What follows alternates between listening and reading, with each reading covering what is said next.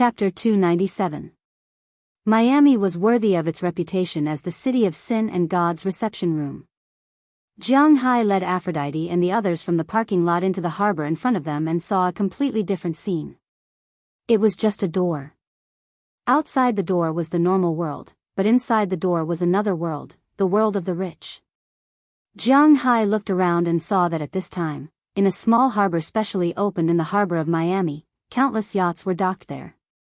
Unlike the small boats in China that dared to call themselves yachts, the yachts here were all very large. The small ones were more than 30 meters long, with 2 or 3 floors, so people could clearly distinguish them from fishing boats and the like at a glance. Jianghu's target was these guys. In front of these yachts, in addition to some muscular men acting as the bodyguards of the yachts, there were more men. There were also some women wearing very revealing clothes. These women were all quite young. Basically, they were in their 20s, with all kinds of skin colors and styles, but all of them had delicate faces and perfect figures. After all, these girls counted on these things to make a living. Some of these women were socialites, but most of them were models. They were different from those in China who dared to call themselves otaku goddesses on the internet after taking a few sets of photos. These models were all real.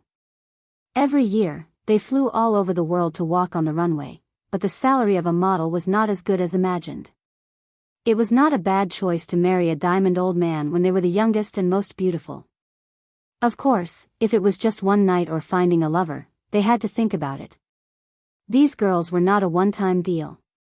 Looking at their gorgeously dressed appearance, if you wanted to dump them, you would have to pay a piece of meat. At this time, they gathered in groups of 3 or 5 in front of some yachts or some old men to show themselves. Of course, the bigger the yacht, the more people gathered. Of course, where there were more people, there was more competition, and the chances of being selected were much lower. Therefore, some women who were not very good conditions and were a little older, but were still very beautiful, chose small yachts.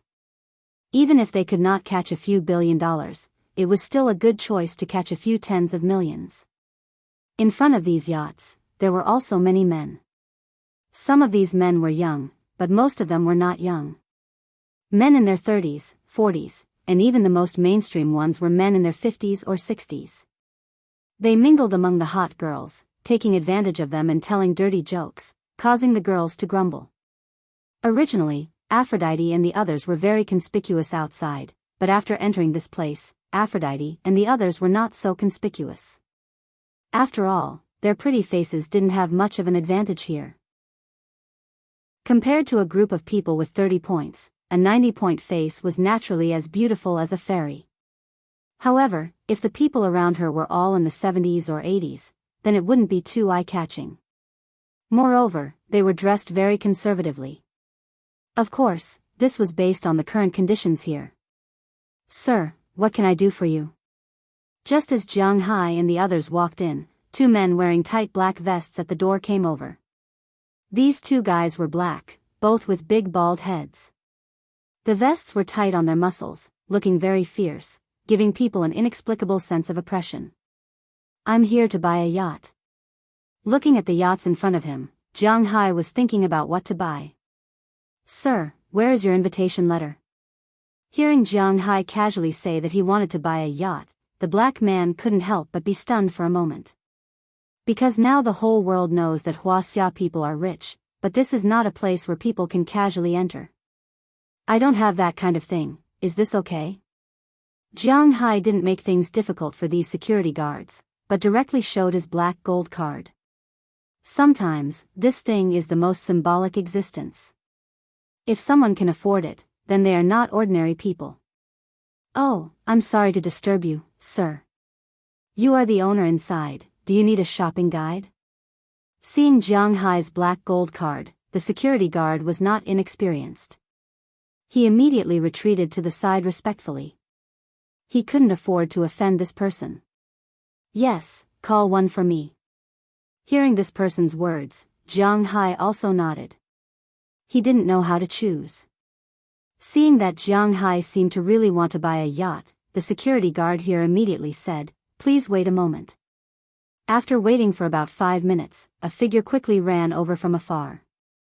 This figure was a woman who looked to be 26 or 27 years old. She was a standard blonde American. She was not ugly, with slightly curly hair tied into a ponytail behind her head. She also wore a pair of black glasses on her face. He was wearing a white shirt on his upper body, but the top 3 buttons of this shirt were not fastened. Originally, when he stood on the ground, he could see a huge ravine. Now that he was running, it was really a bit of a reversal of 3 views. She wore a short skirt that was just short enough to cover the most important part of her body, and a pair of black high heels. He had to admit that this woman should have practiced. The high heels were about 10 centimeters high, but she could still run. "Hello, sir, are you the one who wants to buy a yacht? I am your shopping guide, my name is Jennifer." The girl ran all the way to Jianghu and deliberately put her hands on her knees.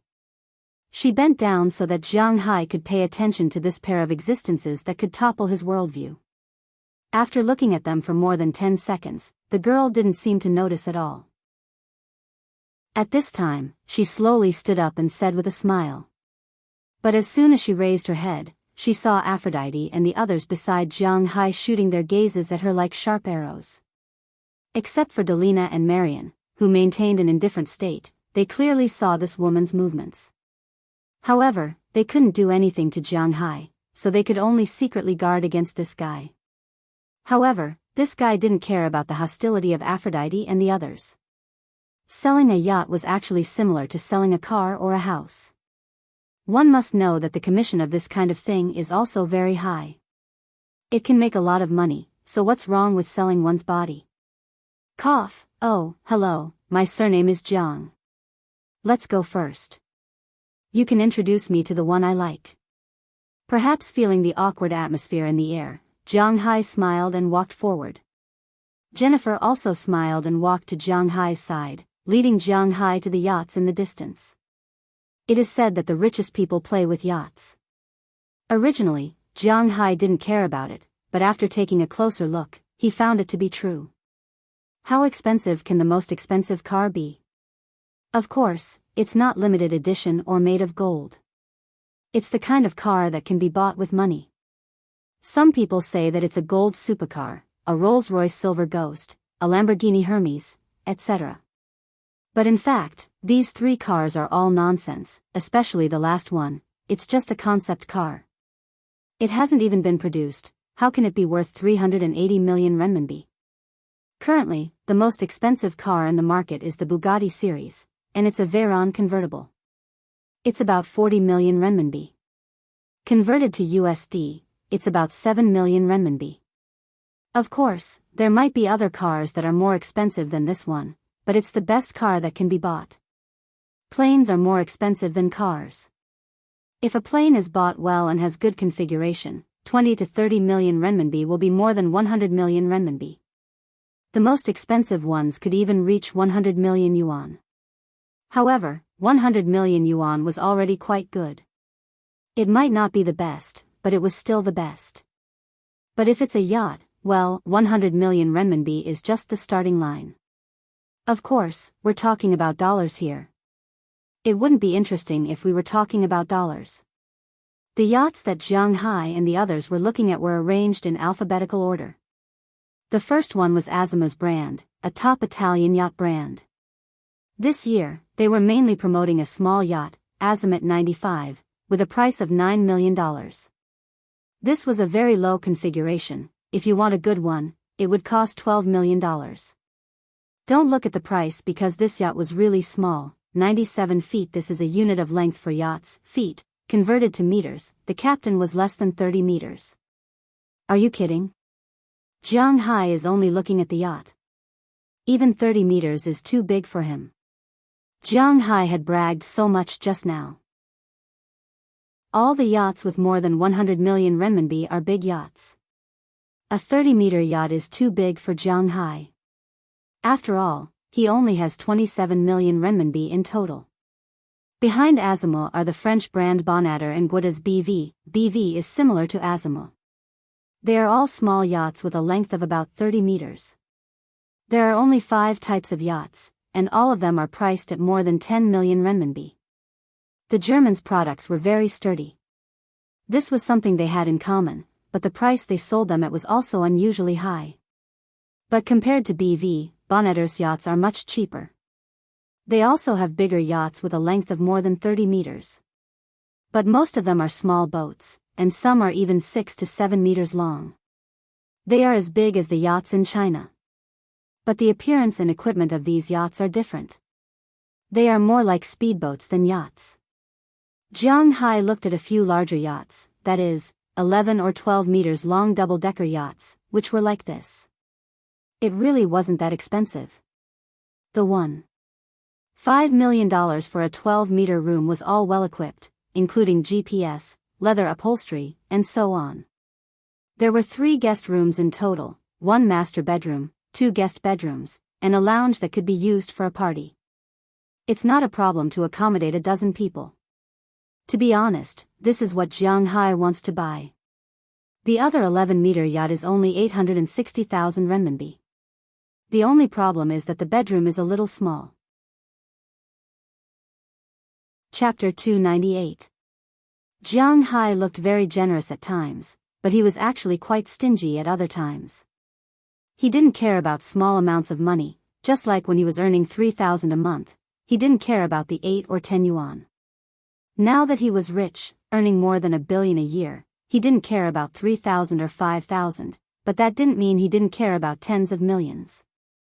The yacht that cost more than 10 million was beautiful, but to be honest, Jianghu felt a little guilty about it. Compared to the yacht that cost more than 10 million, he felt that the yacht that cost more than 1 million was not bad. However, although Jianghu thought so, he didn't say it out loud. Instead, he continued to walk forward with the woman in front of him. After walking past the shipyards that started with B, they came to the ones that started with C.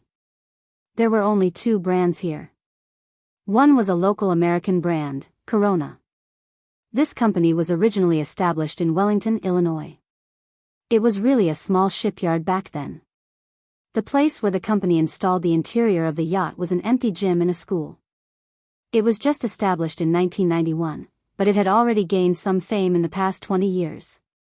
This shipyard specialized in selling small boats. Rather than yachts, it was better to say that they were speedboats.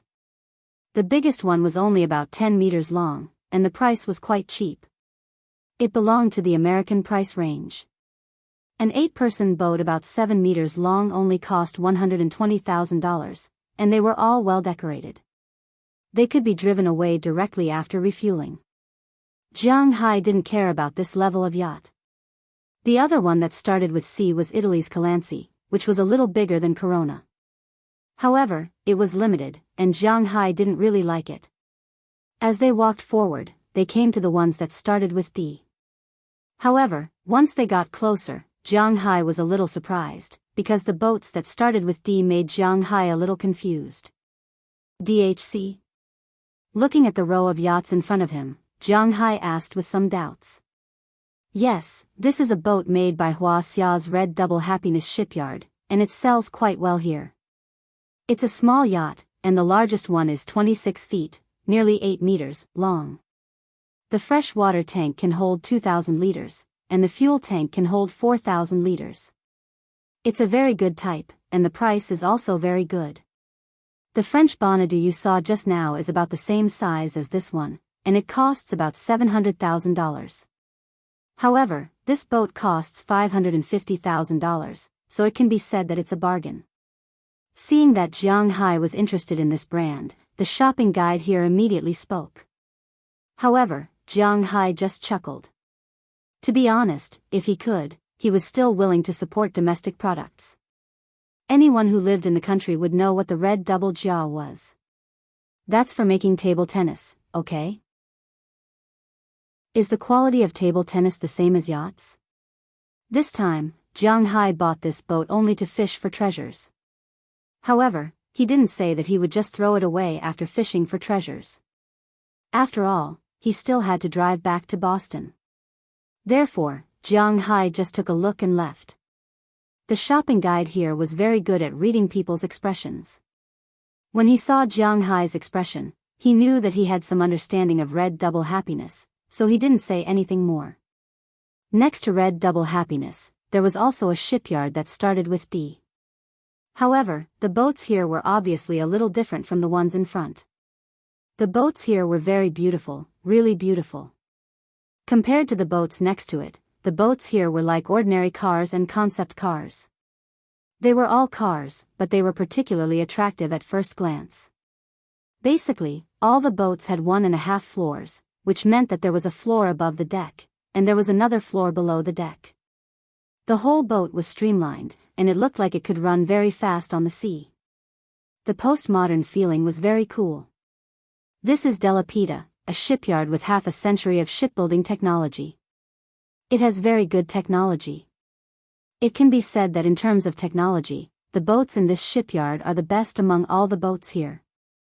However, the price-performance ratio is also the lowest. For example, the largest DP-70, which is only 21.92 feet long, is sold for $1.2 million. It's not worth it. Seeing Jianghai's gaze, the shopping guide introduced the boat. To be honest, she also liked this boat very much, but it was indeed not very suitable. When Jianghai heard the price, he couldn't help but twitch his mouth and continue walking. After D, it was E, and after E, it was F. 26 letters weren't that many, so Jianghai quickly finished looking through them. Among the hundreds of large and small yachts here, Jianghai only took a fancy to a few brands. After all, Jianghai didn't buy this boat for fun. He still had work to do. Therefore, this boat couldn't be too big. He could easily drive it himself, or he could ask Aphrodite and the others to help. This limited the length. For example, the boats from brands like Fei Emperor Star and Wuxia couldn't do. They were too big. Ordinary boats wouldn't do either. They were too small. Jianghai also wouldn't choose some boats that weren't expensive. In the end, with the help of the shopping guide, Jianghai chose a total of 6 boat types. The first model was the White Rabbit yacht from the Evolution shipyard. It had a total length of 61.4 feet, 18.7 meters, a total width of 15.4 feet, 4.7 meters, a fresh water storage of 15,000 liters, and a fuel storage of 94,500 liters. It was well equipped, but it was a little long. The second was the Heesun, 55m. This one was 54.99 feet, 16 meters, long. It had 3 floors, 30,000 liters of fresh water, and 125,000 liters of fuel. Its endurance was much better than the first model, but the first model was streamlined and ran fast. This one was slightly slower. At the same time, there were a lot of rooms. The whole boat had a total of 17 rooms. Jianghai and the others naturally couldn't live in them. However, Jianghai's favorite was the LSX 120 from a shipyard called Zalaza. This boat wasn't long, only 35.23 feet, which was about 10 meters, but it was really beautiful. The whole boat was built like a supercar. It was quite beautiful. There were corners, but the problem was that it was too small. If he bought it in Boston and went back to the manor to show off, Jianghai might buy one. However, in the current situation, Jianghai really didn't want to buy one.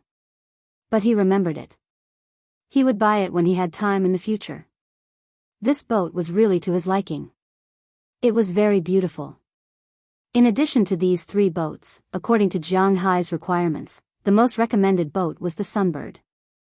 The boats developed by the Sunbird basically met Jianghai's requirements. It was about 20 meters in size, divided into 3 floors, and had many rooms. Most importantly, it was easy to drive. 2 people could drive the boat. One person was responsible for driving the boat, and the other person just had to watch and throw the rope. The entire ship had everything. It was specially prepared for those single men who liked to go out alone or take a group of girls out to play. It was very much in line with Jianghai's positioning. Jianghai didn't go out to play, it was also because of this. This shipyard produced many boats, but the ones recommended to Jianghu were the Sao Paulo and Raphael. The Sao Paulo had 2 boats. The first was a 118-foot boat with a length of 35.9 feet, 11 meters. It was a little small, and Jianghu couldn't afford it. The second was a 138-foot boat with a length of 41.58 feet, 12.6 meters. It had 3 floors and a total of 8 rooms. This was very suitable for Jianghu's requirements. There was also Raphael's boat, which had a length of 45.7 feet, 14 meters. It was about the same size, but it only had 2 floors. But this one had a more postmodern feel. It looked very beautiful. The whole boat was airtight, and it looked like a fish. Although it wasn't as beautiful as Zara's boat, it had a strong metallic feel and strong edges. This boat looked very ostentatious, which was very suitable for Jianghu's requirements. But at the same time, it had a good appearance, so it naturally wasn't cheap. According to your requirements, I can give you a minimum of $35 million for this boat. If it's a 138-foot Sao Paulo boat, it'll be $45 million. Looking at Jianghu, Jennifer whispered to Jianghu, as if she was afraid that others would hear her. At this time, Jianghu was still hesitating. At first, he thought that the size of the ship was different, so the calculation was different. But now he realized that there was actually a big difference. In fact, yachts were indeed calculated according to their length. Yachts of 6, 7, or 8 meters rarely cost more than $1 million. Even for some very famous brands, yachts of this length were basically between $1 and $1.5 million. Of course, apart from some power sailboats, yachts were indeed very expensive. As for the boats between 10 meters and 15 meters, the price was uncertain. The cheapest boats were more than 1 million yuan. The 12 meters and 11 meters boats, like the French brand, were more than 1 million yuan. But the 13 meters and 14 meters boats could be sold for more than 2 million yuan or 3 million yuan. The boats between 15 meters and 20 meters could be sold for even higher prices. Heezen's yacht, 16 meters, was sold for $4.78 million. White Rabbit, more than 18 meters, was sold for $7.25 million. But after all, other people's yachts were indeed big. But this Raphael quietly asked for more than $5 million. Jianghu was a little nervous. If his $1 billion came into his account now, he would buy it. But the problem was that his money hadn't come into his account yet, so he was really reluctant to spend it. Seeing Jianghu's slightly tangled look, Jennifer didn't urge him. After all, it's a deal of millions of dollars. Even if he's rich, he still has to think about it carefully, especially when Jianghu doesn't seem to be very old. In Jennifer's opinion, Jianghu was probably a rich second-generation heir who took his family's money. He looked like he was almost 30 years old. It was impossible for him to spend money as recklessly as he did when he was in his early 20s or 17 or 18 years old. He had to think carefully about whether the money was worth it or not. At this time, it was only right to stay quiet. As for Aphrodite and the others, they were already speechless, because they didn't know what to say. These millions of dollars were already beyond what they could bear. They didn't understand why Jianghu wanted to buy this thing, but since it was Jianghu's decision, they couldn't say anything. At least in their opinion, these yachts were no different from the first boats. Chapter 299. Okay, I'll take it. After hesitating for about 5 minutes, Jianghu gritted his teeth and stomped his feet. He couldn't bear to part with his wife. Well, he really couldn't bear to part with his wife, but it wasn't Chile. But no matter what, he would still need to sail these ships in the future. Now, he would treat it as an investment. These ships would look very good in the future. Moreover, if his armor were to be sold for a good price, then he would be able to make a lot of money. Okay, I'll handle it for you now. After hearing Jianghu's hesitation, he clenched his teeth and agreed. Jennifer's eyes couldn't help but light up. It seems that this guy really doesn't lack money. It was said that Wuxia people were rich recently, but she hadn't seen much of it. After all, it was located on the east coast. But now, Jianghai's straightforwardness had left a deep impression on her. It seems that Wuxia people are really rich. Hurry up, I don't know how long I can keep this up. Hearing Jennifer's words, Jianghai took a deep breath and handed over his centurion black gold card. He tried his best not to look at it, it's too painful for him to do so. Okay, please wait a moment. After receiving Jianghai's black gold card, Jennifer immediately took the walkie-talkie to the side and began to talk to the people over there. Seeing that she was obviously avoiding everyone, Jianghai didn't want to eavesdrop. He just stood there and looked at the huge yacht in front of him. He couldn't help but sigh with emotion. Raphael, such a big name. I hope this ship is also a good one.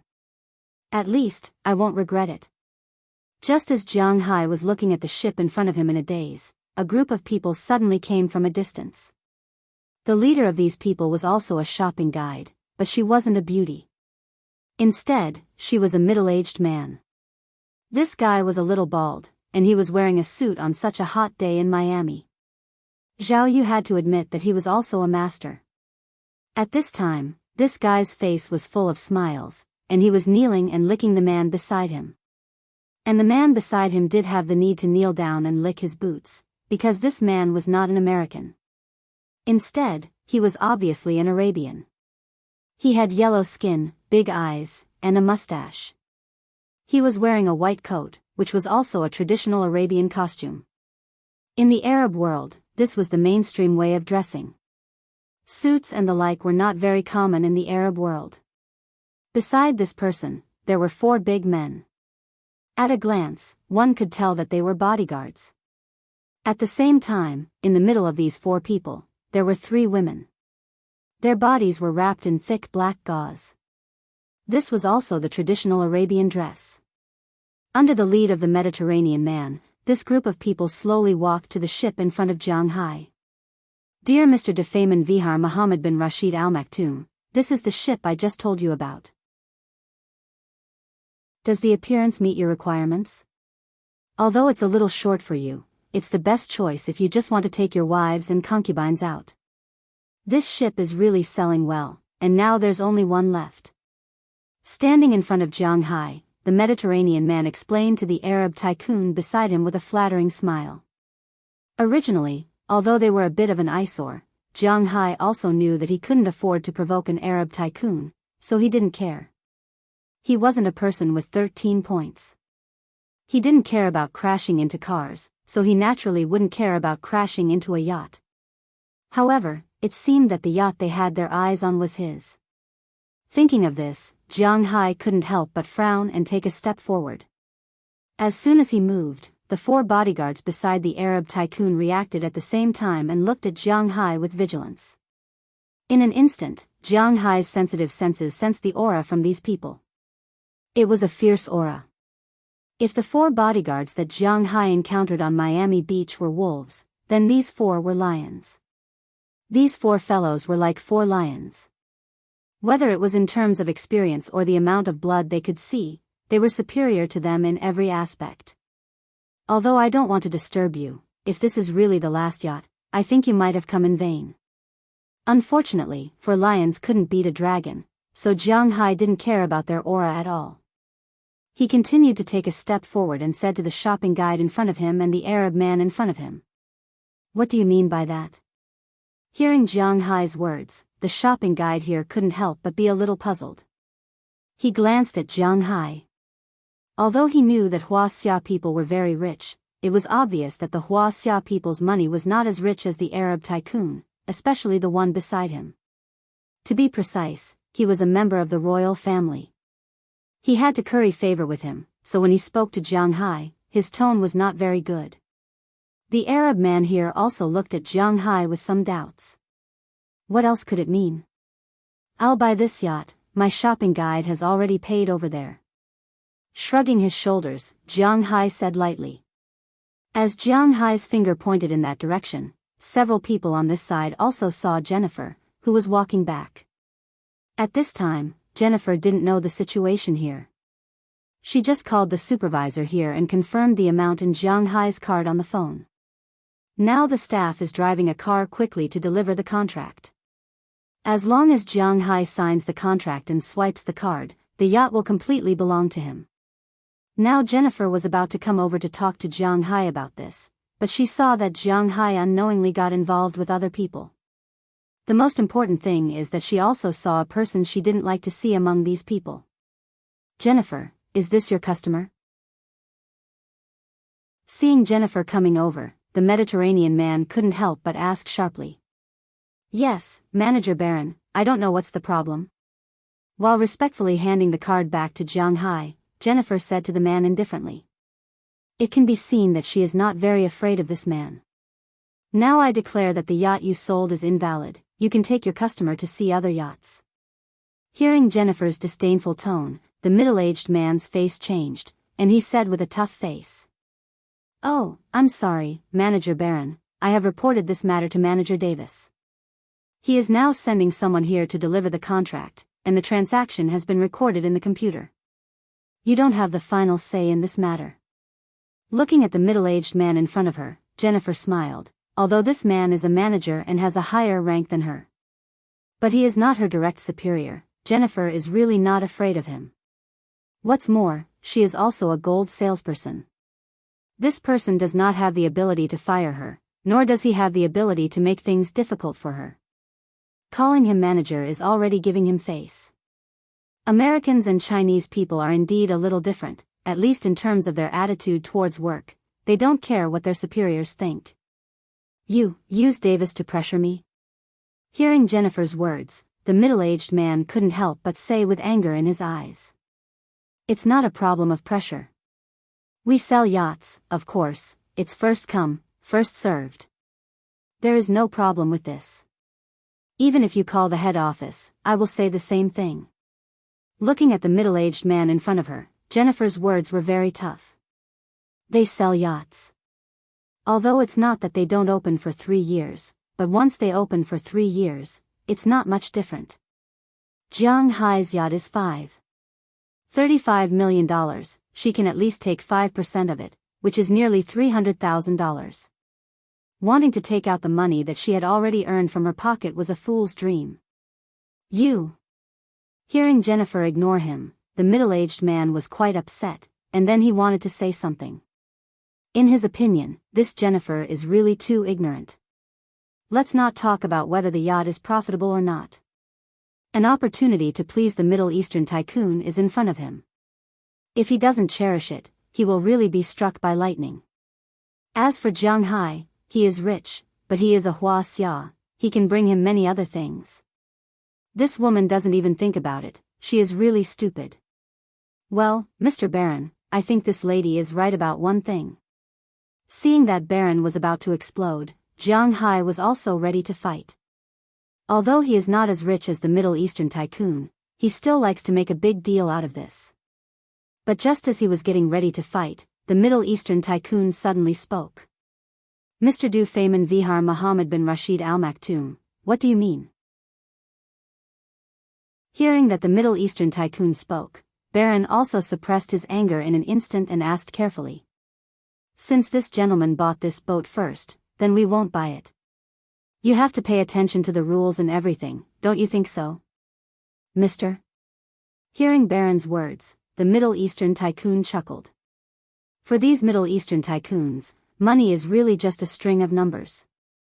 And their identity makes them not very interested in using power and money to suppress people. Of course, the premise is that the other party is equal to them. Although this Middle Eastern tycoon doesn't know Jiang Hai's net worth, looking at his appearance, it doesn't prevent him from regarding Jiang Hai as equal to himself. So after listening to these words, he took the initiative to speak to Jiang Hai. Hearing his words, Baron, who was still a bit hostile, just opened his mouth and didn't say anything. Since the Middle Eastern tycoon he wants to please doesn't care about this yacht, he obviously doesn't want to offend Jiang Hai. Chapter 300. After the voice of the Middle Eastern local tycoon fell, there was nothing more to say about the yacht. The Middle Eastern local tycoon just nodded to Jiang Hai and turned to leave. As for Baron, his expression was a little awkward. Just now, with the support of the Middle Eastern local tycoon, he naturally spoke very arrogantly. But when the Middle Eastern local tycoon left, he saw Jiang Hai and felt a little awkward. As the saying goes, no matter who you offend in the United States, don't offend the rich. A person who could afford a yacht of more than $5 million and had a group of beautiful girls around him was obviously not someone he could afford to offend. So after the Middle Eastern local tycoon left, he also nodded to Jiang Hai and left with his tail between his legs. Looking at the backs of the two people leaving, Jiang Hai couldn't help but smack his lips as if he hadn't had enough. According to his thinking, under such circumstances, shouldn't the other party come to find trouble with him? They might be looking down on him, oppressing him with power or money, and then he would fight back and slap them in the face to create a small climax. Generally, this was the arrangement of a melodramatic plot. But it seemed that God didn't give him such a chance. Before he could slap them in the face, these people left. In fact, Jiang Hai did think a little too much. Of course, it was also possible that he had just entered the upper circle, so he wasn't too clear. There were many brainless second generations in the world, but these brainless people were divided into real brainless and fake brainless. Those who were truly brainless were either dead or had caused their families to be destroyed, regardless of whether it was at home or abroad. Some brainless people were fake brainless. They deliberately pretended to be like this, mainly to live a happy life and not let their opponents guard against them. This was also a way to protect themselves. As for those second generations who wandered outside, each one was more cunning than the other, because if there was any mistake, the other party would seize the opportunity to destroy their families. Those who really understood this principle naturally received such education from an early age. The nouveau riche of the Middle East had been rich for many years, so they knew that there was nothing wrong with flaunting their wealth. It was also nothing to make some people jealous because they would not pose a threat to themselves. However, flaunting their wealth to the point of making enemies with the whole world was courting death. At least in the circle of the rich, it was better to have one more friend than one more enemy.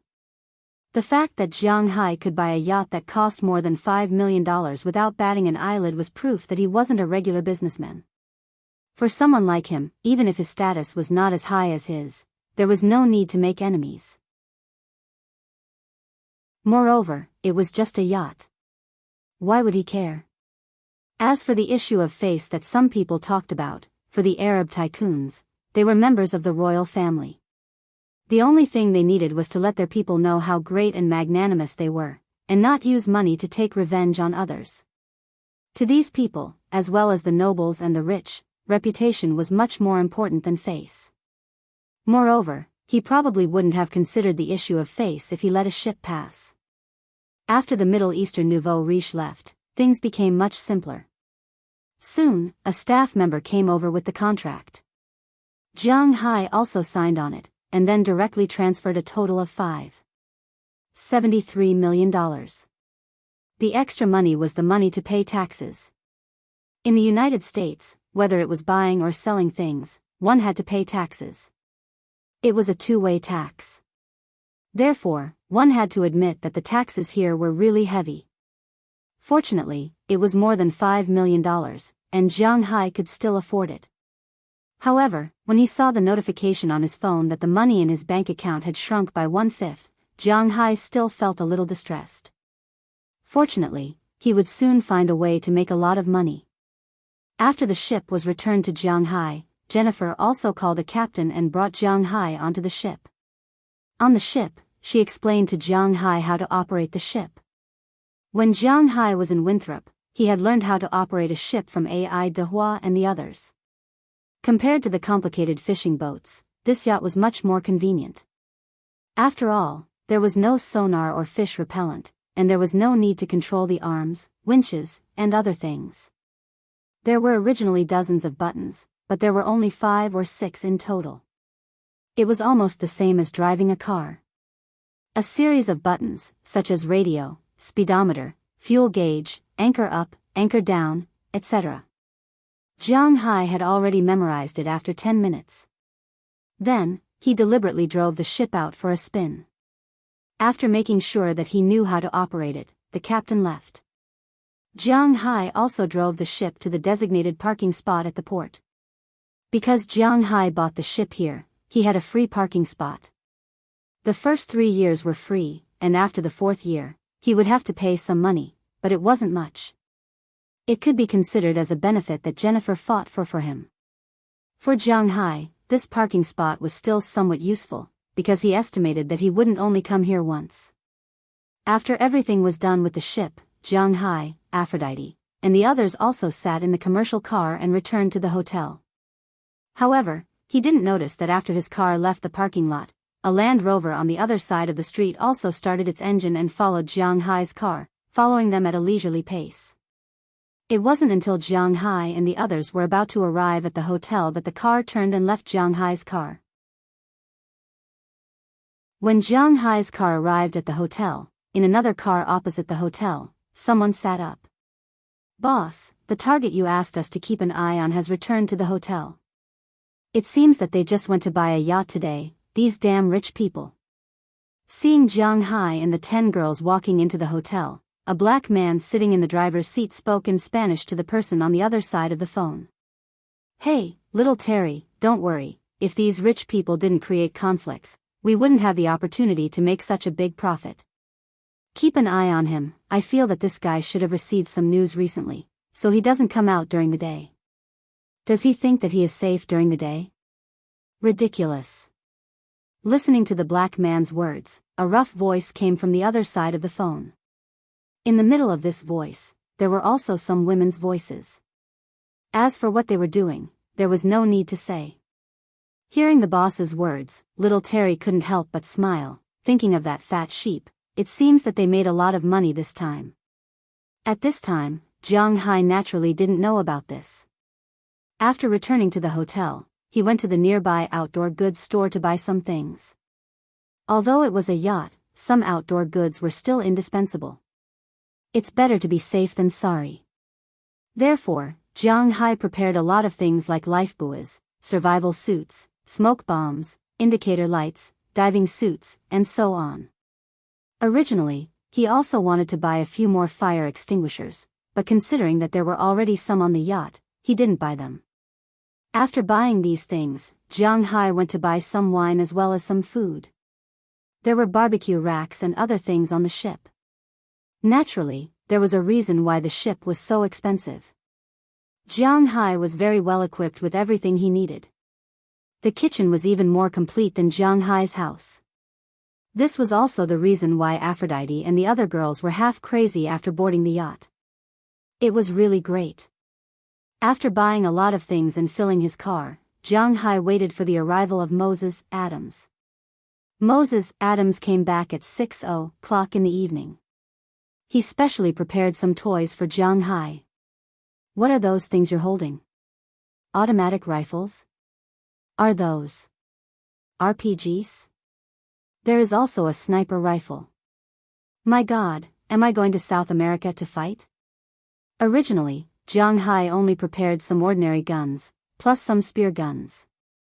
Looking at the things in the big bag in front of him, he couldn't help but hesitate. If he didn't know Moses Adams's background, he would have thought that he was possessed by a South American drug lord. How did he get these toys? "Heh, boss, these are actually just some small toys. Who asked you to not bring me along this time? You didn't bring any bodyguards or the like. If it was just you and those 10 delicate little girls, I was afraid that you would suffer losses at sea." Although this was what he said, Moses Adams knew that Jianghu wasn't going to play this time. It was very likely that he was going to receive the armor. Moses Adams didn't know who he received these things from, but he knew that the place with these things was definitely not a good place. It was still necessary to let Jianghu be more vigilant. Hearing Moses Adams's words, Jianghu also knew what he was thinking, but some things were destined to be impossible to say. So he could only accept his kindness. Besides, he really didn't play with these things.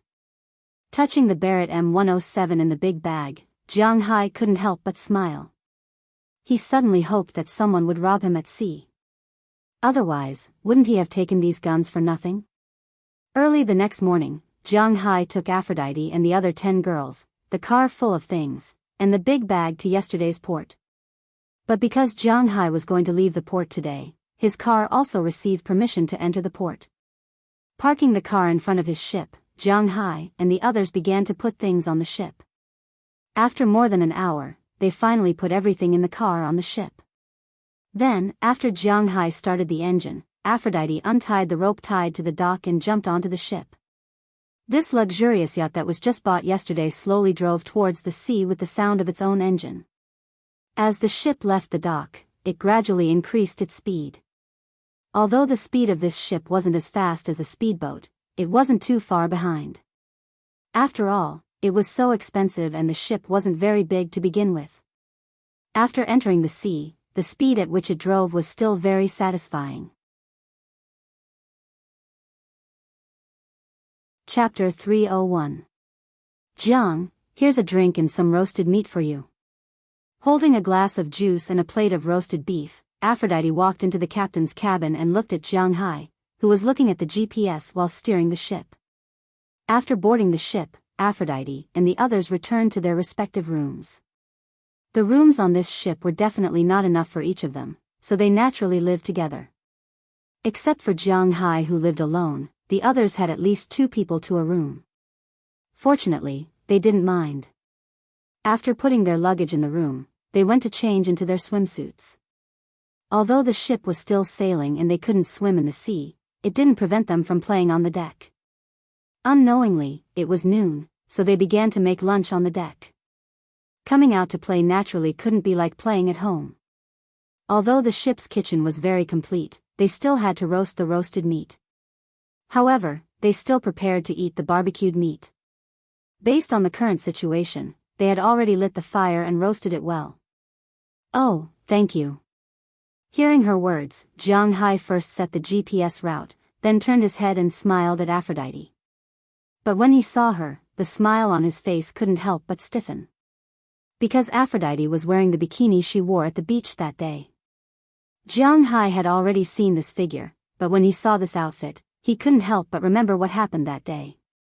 If it wasn't for that damn Qin Feng who came out to make trouble that day, something great might have happened between him and this beauty in front of him. Let's eat something first. Seeing Jianghu's stunned look and fiery gaze, Aphrodite's face couldn't help but blush. She was a little shy now, but she still liked how Jianghu looked at her. She deliberately took 2 steps forward, straightened her figure, and whispered to Jianghu. She liked how Jianghu looked at her. Oh, thank you. Hearing her words, Jianghu snapped out of his memories and couldn't help but smile awkwardly at her. Then, he took the juice and roasted meat. Jianghu didn't know if it was intentional, but when he took it, his hand naturally touched Aphrodite's. This made Aphrodite's face even redder, but unfortunately, Jianghu didn't go any further. Instead, he took these 2 things back to the chair and sat down to eat. He had to admit that although it wasn't the beef from his manor, these girls' roasted meat was much better than his. At least, the taste was quite good. Seeing Jianghu sitting on the captain's chair and eating the meat with relish, Aphrodite didn't leave. Instead, she sat directly in the chair opposite Jianghu and stared at Jianghu in a daze. To be honest, Jianghu's position in her heart had always been very strange. She really liked Jianghu, but this kind of like wasn't love. Because although she had recovered to her best state, she still felt very dirty. She didn't deserve Jianghu. Not to mention a wife, she didn't even deserve a lover. Aphrodite only wanted to be Jianghu's maid, servant, and subordinate. She wanted to help him do things that he needed her to do. As for mental work, she couldn't help Jianghu. She was very clear about her physical strength, and she wasn't very good at it either. In a situation where both her mental and physical strength were lacking, offering herself might be the best choice. But in the face of her repeated hints, Jianghu had always kept his distance. She could feel that Jianghu was impulsive towards her, but for some reason, he was always able to control his impulses. She knew that Jianghu was afraid of hurting her, but she wanted Jianghu to hurt her. She had to admit that Jianghu really didn't have much talent in these matters. You guys are really good. What are you roasting now? With Jianghai's appetite, the plate of barbecued meat in front of him was quickly devoured by him. Jianghai licked the sauce on his lips as if he hadn't had enough, and asked in satisfaction. We're roasting chicken meat right now. Our level is actually quite average, but the roasting oven here uses charcoal, so the taste is better than the one in the oven. Add to that the scenery. What we eat isn't the most important thing. Aphrodite explained to Jianghai when she heard Jianghai's words. Jianghai also smiled as he looked outside the window. Jianghai's gaze was currently fixed on the scenery outside. The blue sky, white clouds, and the sea as blue as the blue sky. Add to that the warm sunlight, and it was indeed very attractive. Aren't you going out to play with us? After cleaning up Jianghai's plate and cup, Aphrodite hesitated for a bit before asking Jianghai. She rather hoped that Jianghai would come out with them. I won't, I'm going to stay here and watch the target's location. You guys have fun. However, Jianghai shook his head when he heard her words. He actually really wanted to see the firm skin of those beauties outside. However, he still had things to do right now. Aphrodite could only shrug her shoulders when she heard Jianghai's words. Her upper body bounced a couple of times before she took the plate and cup and left. Then I'll bring you food later. Looking at Aphrodite's departing figure, Jianghai couldn't help but smack his lips. Although he was a bit slow, how could he not know Aphrodite's feelings? In fact, it wasn't just Aphrodite. Dinah Taylor, Hilda Leonard, Peggy Hall, Shira Rodney, Odelia Cliff, Bridget Nelson, and Janice Joy. These 8 girls' thoughts were basically the same. He didn't know if it was because they really liked him, or if it was just to repay his kindness. If Jianghai wanted to do something with them now, they definitely wouldn't refuse and would instead take the initiative to stick to him. Just like what Aphrodite said when she was joking, they wouldn't mind if the 8 of them did it together. However, Jianghai would mind. Although he wasn't a gentleman, he wouldn't hesitate when it came to hunting. But after all, he was going to get married and have children in the future. Aphrodite, Dinah, and the other girls, if nothing unexpected happened, would probably stay in his manor for the rest of their lives. He couldn't give them any status. However, if something really happened, not to mention the awkwardness after the 2 sides met, just his future wife might not be able to accept such a situation. However, if something happened, Jianghai couldn't chase them away and let them go somewhere else. It was precisely because of this that Jianghai was obviously a rabbit that didn't eat the grass near its burrow. He wasn't a very brave person and was especially conflicted. However, to be honest, Jianghai was also very depressed in his heart when faced with the temptations of these girls all day long. There were beauties asking you to come, but you were still in a state where you wanted to come, yet you couldn't. How depressing was that? In the past few days, the time he troubled Little left and right at night was clearly more frequent than when he was in Winthrop. Originally, he wanted to find the front desk to have some fun, but these girls were watching him so closely that it was really difficult for him to do so. Beep beep beep beep beep. Just as Jianghai was thinking about the curves of these girls, to the point that even his big brother had some reaction, the satellite GPS in front of him couldn't help but ring. On the vast sea, there were no strong winds, but it was very easy to get lost while sailing on the sea. Jianghai's target this time wasn't any land, nor was it any small island. There were no points of reference, just an ocean. When there was only Jianghai, it didn't matter. He just had to head towards this point and gallop under the sea. However, now that the ship had set sail, Jianghai needed to avoid those big ships, cargo ships, and the like. At the same time, he also needed to not deviate from the route. Therefore, there was no way to set the ship on autopilot. He could only make adjustments here and there every now and then. This was also the fundamental reason why he didn't go out to play with those girls. Fortunately, after a few hours of sailing, Jianghai finally arrived at his target. According to the coordinates on the GPS, if nothing unexpected happened, his ship was now above the crack. The sonar at the bottom of the ship also proved Jianghai's conjecture. The bottomless image below made Jianghai grin. He had already completed the first step. Although the ship wasn't slow, it still took a lot of time. Casually drifting away from the crack, Jianghu stopped the ship and breathed a sigh of relief. Next, he had to prepare for the operation at night. This time, he wasn't just going to get the set of armor. In addition to that set of armor, Jianghu also wasn't going to let go of the jewelry worth hundreds of millions of dollars. Looking at the numbers that kept echoing back in the sonar, Jianghu also left the captain's cabin and walked back to his room. He needed to see if he had prepared enough things first. After confirming everything, Jianghu left the cabin. "Hey, Jianghu, you're here." Seeing Jianghu coming out, Daliana couldn't help but smile and ask. "I feel that the ship has stopped. Are we there yet?" Hearing Daliana's words, Marian also raised her head and asked Jianghu. Hearing her words, Jianghu also nodded and said, "Oh, let's play here today and spend the night here. We'll go back tomorrow." Patting the heads of the two girls, Jianghu explained with a smile. He had work to do tonight. Although they didn't understand what Jianghu wanted to do, this didn't stop them from being very obedient. They also knew that they came here to play, but Jianghu didn't come here to play. He had important things to do. Chapter 302. Guns, no problem. Spear guns, no problem. Protective clothing, no problem. Stab-resistant clothing, no problem. Looking at the things on the bed in front of him, Jianghu couldn't help but whisper. This afternoon, he played with Delina and the others for the whole afternoon. He had to admit that playing with these girls always passed very quickly.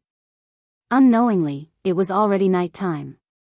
At night, Jianghu and the others specially cooked a pot of seafood porridge. After all, the barbecue grill didn't stop in the afternoon. It can be said that they ate for the whole day. It would be strange if they could eat in the evening. So at night, they only ate some porridge. After eating dinner, it was only 8 o'clock. Jianghu drove them back to their room and told them that no matter what they heard outside, they shouldn't come out unless Jianghu called them. There was a separate bathroom in these rooms. Jianghu also specially prepared snacks and water for them, so they really didn't need to come out. After listening to Jianghu's words, Aphrodite and the others didn't ask why. Because they simply didn't want to know, nor did they want to understand why Jianghu was like this. The only thing they needed to do was to listen to Jianghu. Even if Jianghu said that the sky was the moon during the day and the sky was the sun at night, they would still firmly stand on Jianghu's side. This was their insistence. It was precisely because of this that Jianghu brought them here and not Moses Adams. After the girls entered the room, Jianghu also took out the things he had prepared for himself. Most of the things in front were the same as last time, but in addition, Jianghu also brought a lot of bags, a very long rope with metal wires inside, and a big bottle of oxygen. If someone was here, they would be very surprised. It's understandable to bring bags, after all, they have to carry things. But the oxygen tank and the rope were a bit puzzling. But obviously, Jianghu didn't want to explain to the narrator, so he just carried these things and walked out of the cabin. After looking around and seeing that there were no other boats, Jianghu fastened one end of the rope to the boat with a metal buckle, then he jumped into the sea with the rope and the big pile of things. Hearing the splashing sound of Jianghu jumping into the sea, Aphrodite and the others were worried, but just like what Jianghu said, they didn't come out and continued to stay in the room. This time, Jianghu didn't use the underwater engine because there was really no need for it, because the oxygen tank on his body was enough to make him sink. Once in the sea, Jianghu quickly sank down with the rope. The sea had buoyancy, but this buoyancy could only slow down Jianghu's speed. More than 1,000 meters, Jianghu was already familiar with it. Anyway, Jianghu ignored the water pressure, he didn't care about the diving speed, and he didn't need to breathe. After entering the water, his diving speed was still very fast. A few minutes passed in the blink of an eye and Jianghu had already dived to a depth of a few hundred meters. He needed to be careful here. Although he ignored the water pressure, he still needed to be careful in the deep sea. If there was a giant squid or something like that, he would be able to react. Fortunately, he didn't encounter such an unlucky thing. Soon, Jianghu arrived right above the sunken ship he saw last time. He glanced at the cliffs on both sides. They were still covered with giant deep-sea lice. This time, Jianghu was much calmer. He knew that these things were harmless. Although they still looked a little disgusting, he still swung over lightly and climbed onto the ship from the cliff. The rope was also fastened to the ship by Jianghu with a metal buckle. After making sure that the rope was fixed, Jianghu left the oxygen tank here. He held 2 weapons in his hands and moved towards the cabin. He looked as careful as before. In a place like this, there was always nothing wrong with being careful. Although the last time he came here was only a few days ago, in the past few days, perhaps because of Jianghu's intrusion, there were a lot of sea creatures in this cabin. However, these sea creatures didn't pose any threat to Jianghu except for their ugly appearance. While gently moving towards the 3rd floor, Jianghu lightly bypassed these creatures. Not long after, Jianghu had already arrived at the 2 warehouses on the 3rd floor. The squid that was originally pinned to the wall by Jianghu had disappeared, but Jianghu's arrow was still there. He didn't know whether the squid escaped or was eaten clean by these deep-sea fishes. Anyway, this had nothing to do with Jianghu. He came here to make money. First, he used his cane to gently pick up the gems. Jianghu was afraid that there would be creatures in this pile of treasures. Fortunately, there were no animals here. With this thought, Jianghu gently picked up the gems. There were no other things inside except for the gems. Then Jianghu began to pick them up. Now he didn't classify them, but directly put them in his bag. Not long after, a black bag was full. Jianghu didn't continue to put it in because his bag was originally very big. If this bag was placed on the shore, it would weigh more than 200 pounds, and it wouldn't be light underwater because of its buoyancy. More than 200 pounds wasn't a big problem for Jianghu, who was twice the limit of human fitness. However, the strength of this ship was limited, so Jianghu just put this bag and returned to the deck. At this time, the oxygen tank came in handy. Jianghu took out another bag and tied it to the other side of the bag. At the same time, he tied the bag to the rope. Then he began to inject oxygen into the sealed bag. When a certain amount of oxygen was injected, the bag was tied tightly. Then the balloon made by Jianghu carried the bag of more than 200 pounds of gems along the rope fixed by Jianghu and slowly floated to the sea surface. After confirming that there was no problem with the bag, Jianghu returned to the cabin and began to put other things in. This was Jianghu's method. Although it seemed a bit stupid, it was a good method. Jianghu didn't have any special ability to command the creatures in the deep sea to serve him, so he could only think of a stupid way to send these things up. Although there was some risk in doing so, the risk was still within Jianghu's acceptable range. Then he returned to the cabin again and put another bag on the plate armor. Jianghu planned to take away all the gold, silver, and jewelry in the warehouse. When Jianghu first looked at it, he felt that there was about a ton of them. But when he packed it up, he realized that he had underestimated the warehouse. It was almost filled to the brim with more than a ton of treasures. Fortunately, Jianghu had prepared enough. Jianghu's big bag filled 14 bags before he could take away all these things. According to the calculation of 200 pounds per bag, or 100 kilograms per bag, 14 bags meant a total of 1,400 kilograms. In total, it weighed 1.5 tons. Moreover, Jianghu would pack more every time, 200 pounds more and no less. Last time, Jianghu brought back more than 8 kilograms of gems, which were sold for more than $2 million. Of course, these gems were sold by the kilograms, not by the kilograms, but that didn't stop Jianghu from calculating. 1,500 kilograms. According to the calculation that 10 kilograms could be sold for $3 million, these gems were worth a total of $450 million. Of course, there would be some discount because there were a lot of gold coins above, but most of the money below was silver coins. But if he sold it, at least half the price would be, which was more than $200 million. Thinking of this, the corners of Jiang Hai's mouth unconsciously opened again. Who would complain about having too much money? At least he wouldn't. From 8 o'clock in the evening, when the sky was completely dark, Jiang Hai began to get busy. Unknowingly, he was busy until 2 o'clock in the morning. At this time, the treasures in the warehouse had been moved to the surface of the sea by Jiang Hai. Next was the armor in the last warehouse. Jiang Hai reorganized his equipment and walked to another room. But when he opened the door of the warehouse, a creature appeared in front of Jiang Hai's eyes. Shark, shark. Looking at the guy in front of him who was wandering back and forth in this small room at this time, Jiang Hai couldn't help but roar subconsciously. Of course, his voice couldn't be heard at the bottom of the sea, but the movement of the water here also startled the shark. Its big head turned, and a pair of emotionless eyes were already staring at Jiang Hai. At this time, there was only one kind of shark here, the six-jaw shark, a common shark in the deep sea. It was a creature that had just been discovered by humans recently. It had evolved to its current form 200 million years ago and had lived for 200 million years.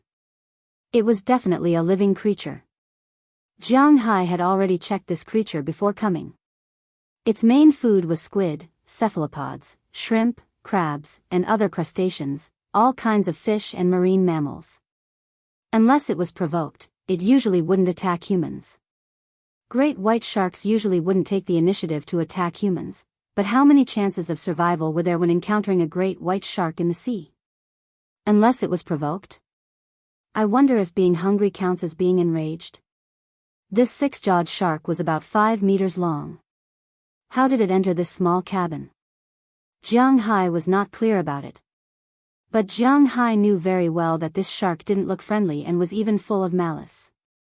At the moment when their eyes met, Jiang Hai was surprised, but for this shark, it was a surprise.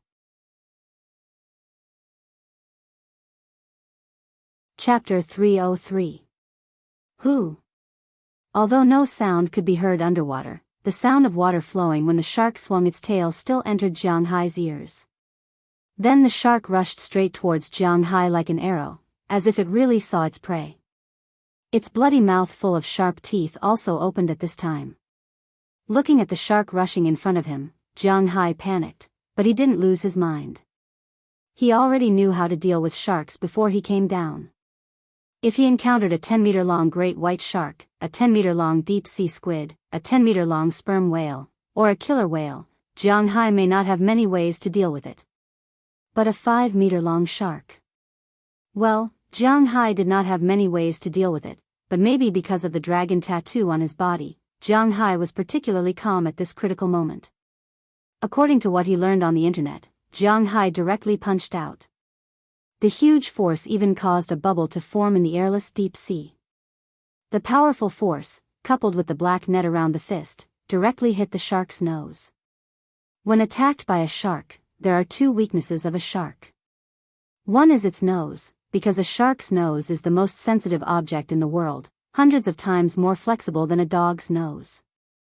A 1-meter-long shark can monitor the sea area within a few kilometers.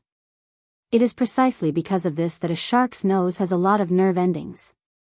It is very sensitive but also very fragile. So if you are bitten by a shark, hit its nose. There is a lot of chance that it will let go. Another weakness is its eyes. Sharks have no eyelids, only eyelids, so its eyes are very easy to destroy. So when attacked by a shark, hitting its eyes is also a good choice. Of course, in addition to this, sharks have another weakness, its gills. In the diet of sharks, the most important thing is sea turtles. When a sea turtle faces a shark, its main target is its gills. As long as it bites the shark's gills, the shark will be finished. But for humans, this weakness isn't very good. But even if the cheeks were wrong, the nose and eyes were definitely correct. Jiang Hai went up and punched him. The heavy blow landed on the shark's nose. In an instant, the shark went crazy. It swung its head and wanted to swim away. However, was Jiang Hai that easy to talk to? At this time, his other hand had already reacted and readied the spear gun. As Jiang Hai pulled the trigger, a sharp arrow instantly penetrated the body of the six-jaw shark. Peng peng. However, Jiang Hai's technique was not very good in a hurry. This arrow was slightly off target and only pierced the abdomen of the six-maned shark. Blood instantly flowed out, and the shark also struggled hard. But no matter how hard it struggled, it couldn't get the arrow out. The arrow of a spear gun was used to catch whales, so it was full of barbs. It was impossible for the shark to get it out on its own. The crazy shark kept hitting the deck of the boat with its body. For a while, the whole boat was shaking. This startled Jiang Hai. One must know that if the boat fell, then he would be fine, and the treasures could be ignored for the time being. But don't forget, this boat was tied to his yacht, and there were also 10 girls on it. Jiang Hai didn't bring them out to hide at the bottom of the sea. Looking at the crazy shark, Jiang Hai, who had already dodged to the side, had to grit his teeth. If he didn't kill this shark at this time, he would be the one who died. Immediately, he pulled out another spear gun. Jiang Hai loaded it in an instant and shot again. This time, Jiang Hai shot directly from the left rib of the shark and pierced the shark. Although 2 of the shark's vital points were damaged, the shark was not dead yet. It was still struggling there. Seeing this scene, Jiang Hai didn't have the leisure and time to care about it. He took a step and instantly came in front of the shark. At the same time, he also took out the pistol that had been behind him. The shark saw Jiang Hai in front of it. Although it was difficult for it to understand what mutual destruction meant, it was because of this reason. So, it also opened its big mouth and bit Jiang Hai. Jiang Hai looked at its big mouth and didn't retreat. Instead, he moved forward. One of his hands directly reached into the shark's mouth. When the shark's big mouth bit down, Jiang Hai's arm, which was wearing a stab vest, felt a sharp pain. Fortunately, the shark's bite was not strong enough. It didn't bite through Jiang Hai's clothes. Jiang Hai had already entered the shark's weak point. With a pistol in his hand, Jiang Hai was in the shark's mouth. He aimed at the shark's brain and pulled the trigger. Bang bang bang bang bang. With 5 consecutive shots, Jiang Hai had already fired all the bullets of the underwater pistol. After eating these 5 bullets, the shark's body finally couldn't bear it anymore. Its body unconsciously turned over and sank down with thick blood. Feeling that the shark was dead, Jiang Hai couldn't help but breathe a long sigh of relief. Bang! But just as Jiang Hai breathed a sigh of relief, the shark's body fell to the ground. The huge impact made the boat that was about to turn over because of the shark, and the tilting strength increased again. Not good. Feeling the direction of the boat, Jiang Hai couldn't help but mutter with a headache.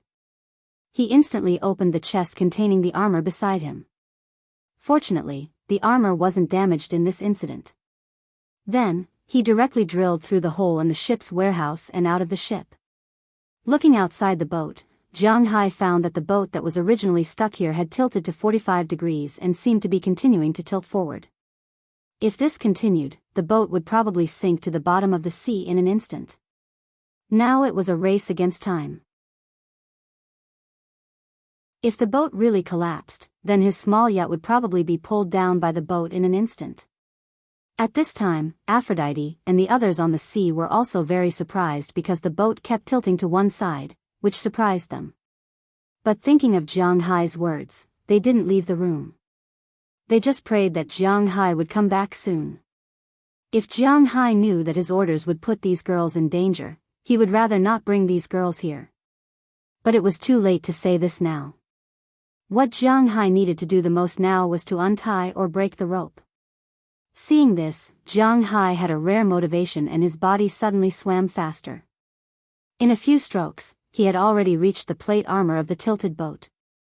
Looking at the rope in front of him, Jiang Hai immediately pulled out the dagger he had been carrying and cut the rope in front of him. But after cutting a few times, Jiang Hai found that he was a little too naive. Because he was afraid that the rope would break, Jiang Hai specially bought the thickest rope with steel wires inside. It was impossible to cut this kind of rope with a dagger in less than 10 minutes. But now, let alone 10 minutes, it might not even last a minute. Just as Jiang Hai was a little worried, he suddenly saw the piece of wood tied to the rope. I'm so stupid. Compared to the rope, this piece of wood that had been soaked in the sea for nearly 400 years was naturally easier to deal with. Jiang Hai went up without saying anything and directly kicked it. Just as Jiang Hai thought, perhaps this piece of wood was extremely strong 400 years ago, but now it was very difficult to withstand Jiang Hai's kick. In an instant, the wood on one side of the boat broke. Then Jiang Hai exerted force and pulled the rope to the other side. With a kacha sound, the wood that was originally tied to the rope was kicked into two pieces by Jiang Hai. At this moment, the two sides of the trench could no longer bear the weight of the boat. It tilted to the left and fell into the deepest part of the trench. Jiang Hai's oxygen tank, spear, and so on also fell down like this. Although he was a little emotional, Jiang Hai finally solved this problem. This made him, who was holding the rope, couldn't help but let out a long sigh. Then he tied the armor in his hand to his body and threw the remaining wood into the sea. Then Jiang Hai used his arms to climb forward.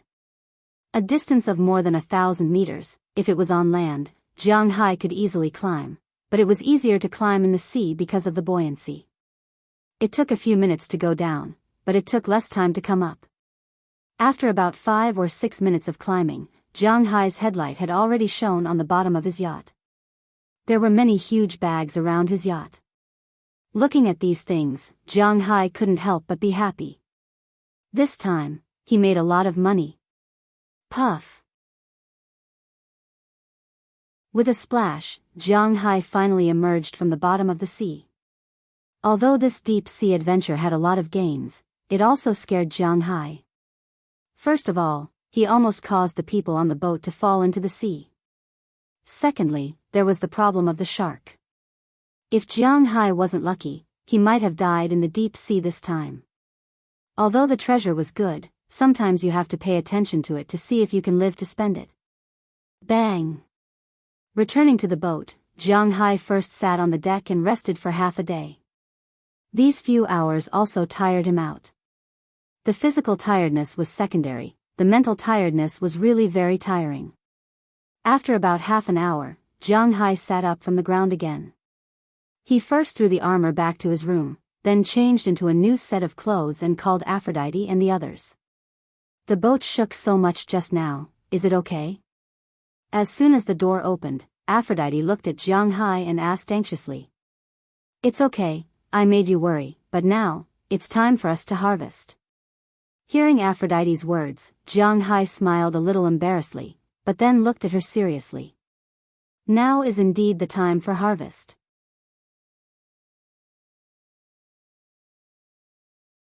Chapter 304.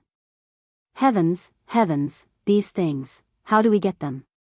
Looking at the gold, silver, and jewelry on the bed, Aphrodite and the others were clearly in a daze. Many of them covered their small mouths. They knew that these things were very valuable. The treasures on Jiang Hai's bed were at least priceless. Although they were a little curious about where Jiang Hai got these things, they didn't ask. This was because they trusted Jiang Hai 100%, even if these things were snatched by Jiang Hai. Therefore, other than being surprised, Aphrodite asked Jiang Hai what to do now. Put these things separately.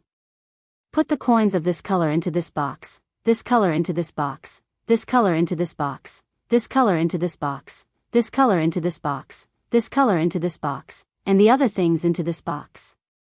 Clapping his hands and throwing the last bag of jewelry to the side, Jiang Hai looked at the things in front of him and said slowly. To be honest, there were a lot of things, but the style was basically the same. Gold coins, silver coins, broken gems, pearl necklaces, and some decorations. For example, a belt made of pure gold with a few gems embedded in it, or a knife with a golden handle with a gem embedded in the handle.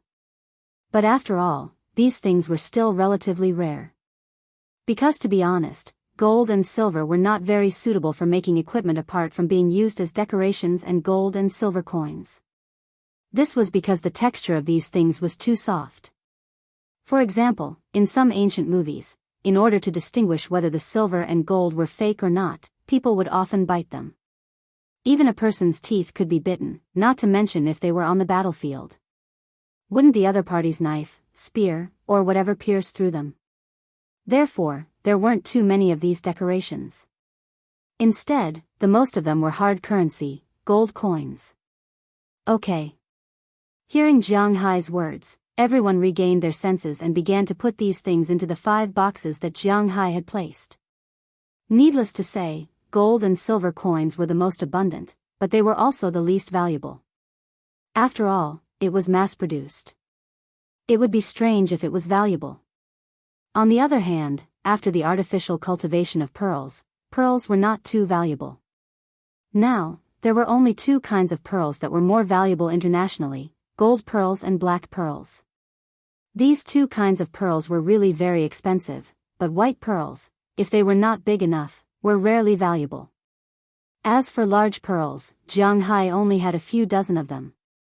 If he sold them at the price of pearls, then Jiang Hai would suffer a huge loss. But if he sold them at the price of antiques, then they wouldn't be as valuable as gems next to them. Jiang Hai didn't care too much about these pearls.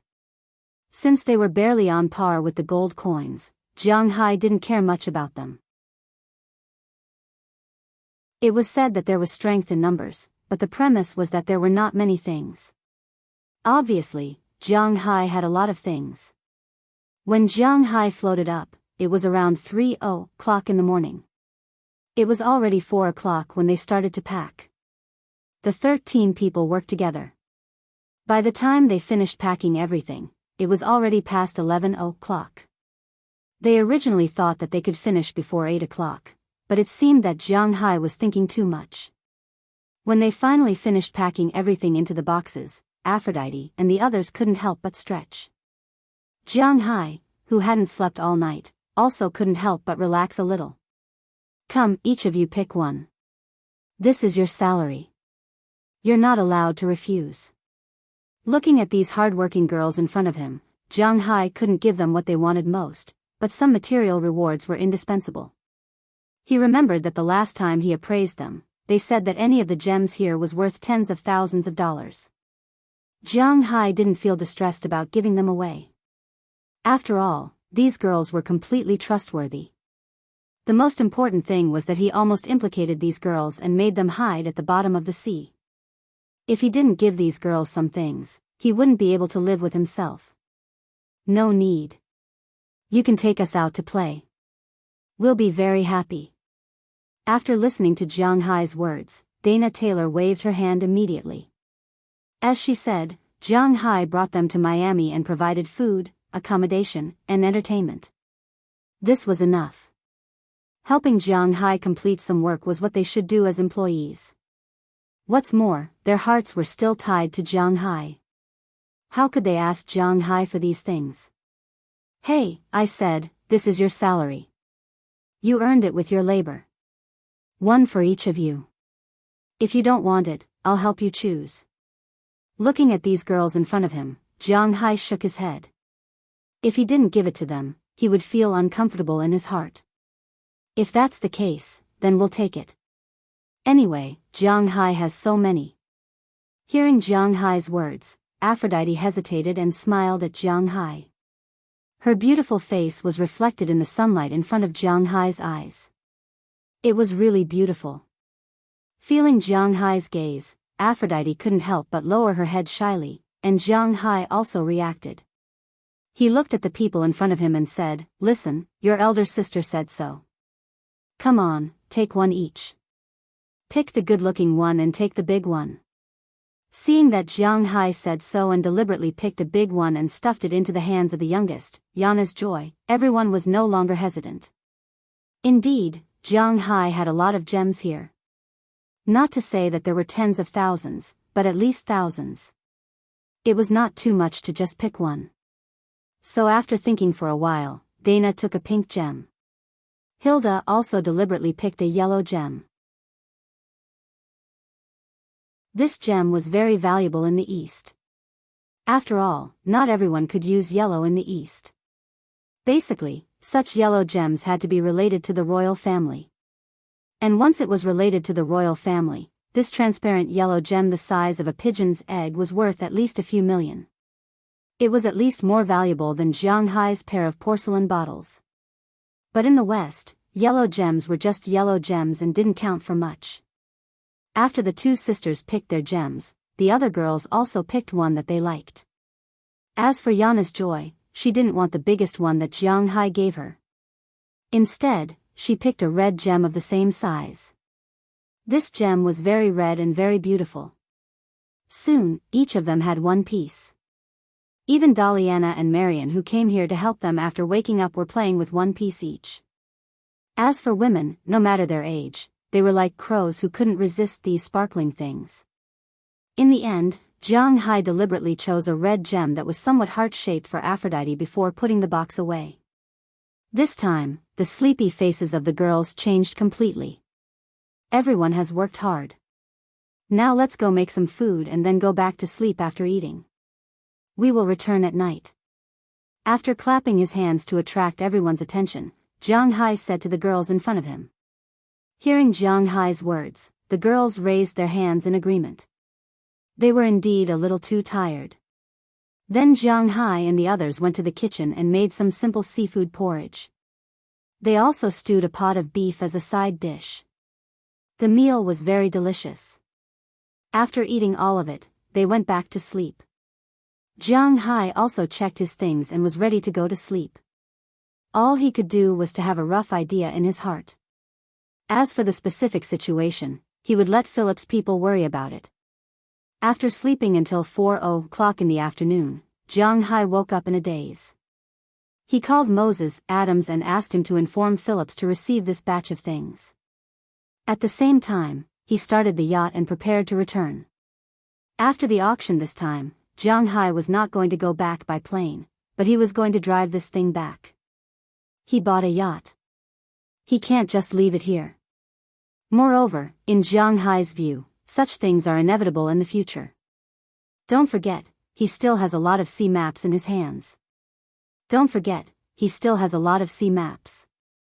After getting a call from Jianghai, he, who was sleeping comfortably in the hotel, also jumped up for the first time.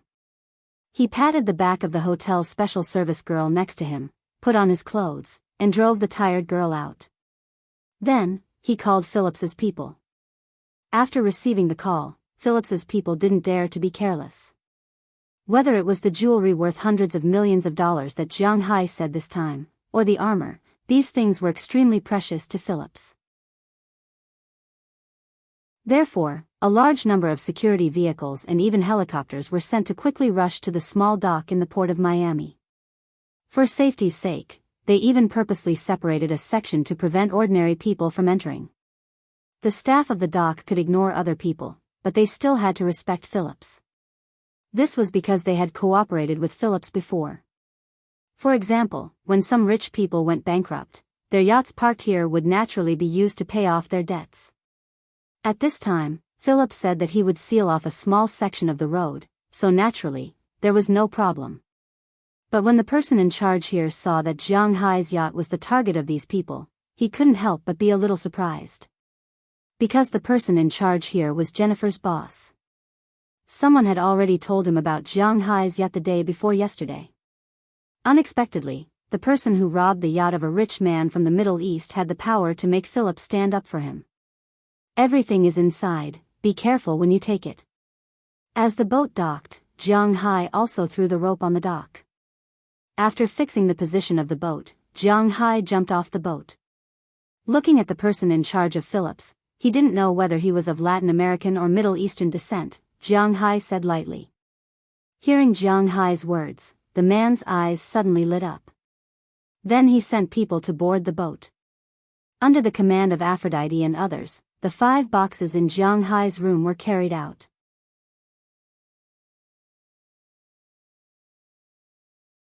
Chapter 305. Are there only a few of you here? Can't you find more people to come over? It's almost midnight.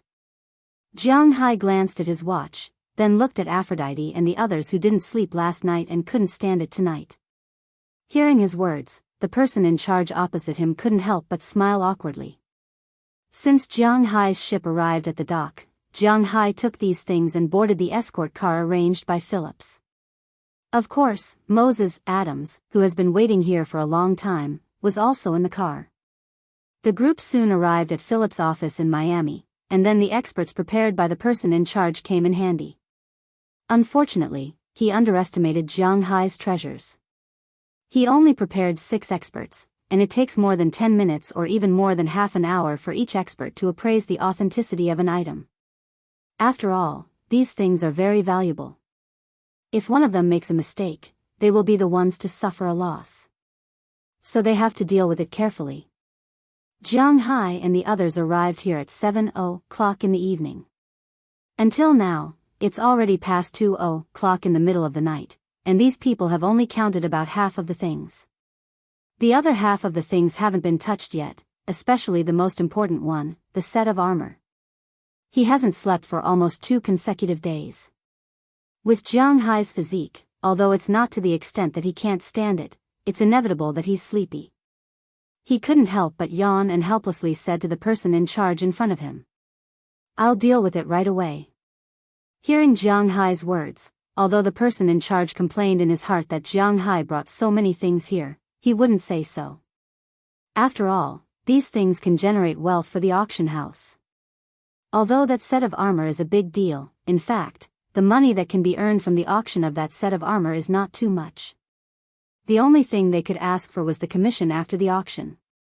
However, in order to win over Jiang Hai, a big customer, the original 10% commission had been reduced to 3%.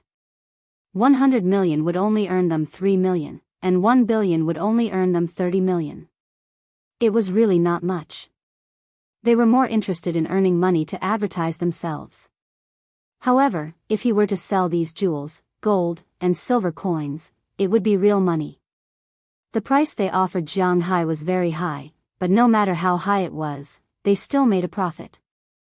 Even if they made $100 for each gold coin, $10 for each silver coin, and $1,000 for each gemstone, this large amount of jewelry was enough to make them hundreds of millions. Therefore, compared to the armor, they had no choice but to be more careful with it.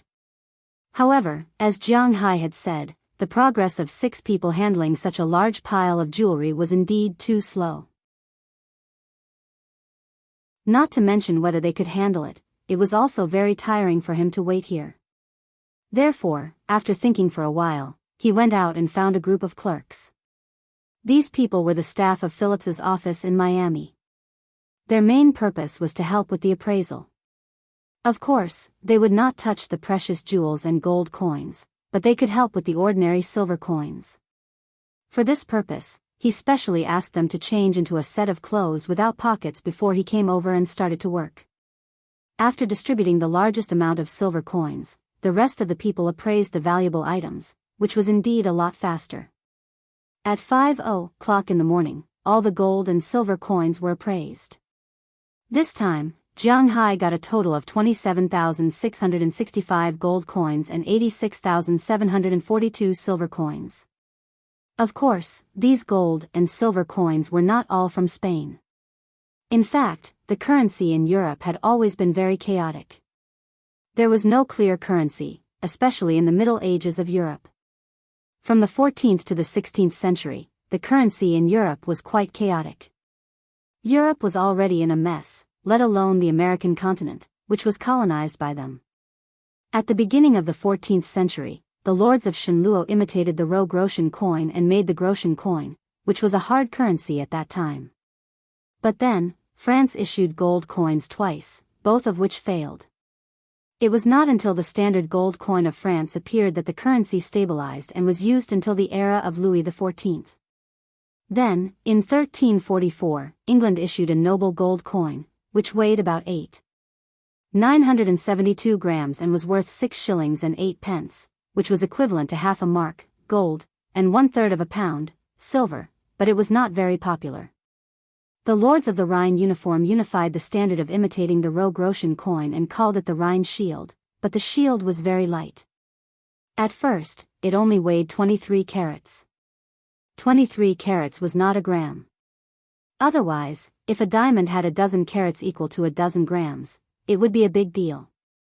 Conversion units were 5 carats equal to 1 gram. The Rhine shield was 23 grams and half a carat in the early stage, and 19 carats in the later stage. Converted to grams, it was about 4 grams. For pirates, such a large amount of gold coins was really not enough. In addition to the Spanish gold coins, Jianghu had the most gold coins from the golden Egyptian and English nobles. Basically, each of them weighed nearly 10 grams. Only these gold coins were valuable enough. Although they were not all Spanish gold coins, they were of about the same age and weight, so their value was naturally not much different. According to the orders of the auction house's leader, the person in charge was still according to the price of the last transaction. One gold coin was $1,000, and one silver coin was $350. In total, there were more than 110,000 gold coins. 1 ton of gold and silver coins was worth $58,024,700. More than $50 million was not a lot, but it was very much in line with Jianghu's requirements. At least as soon as the money came out, his savings rose again. And most importantly, the gems had not been identified yet. With the money as a foundation, Jianghu felt a lot better. Unknowingly, the sun in Miami shone on this land.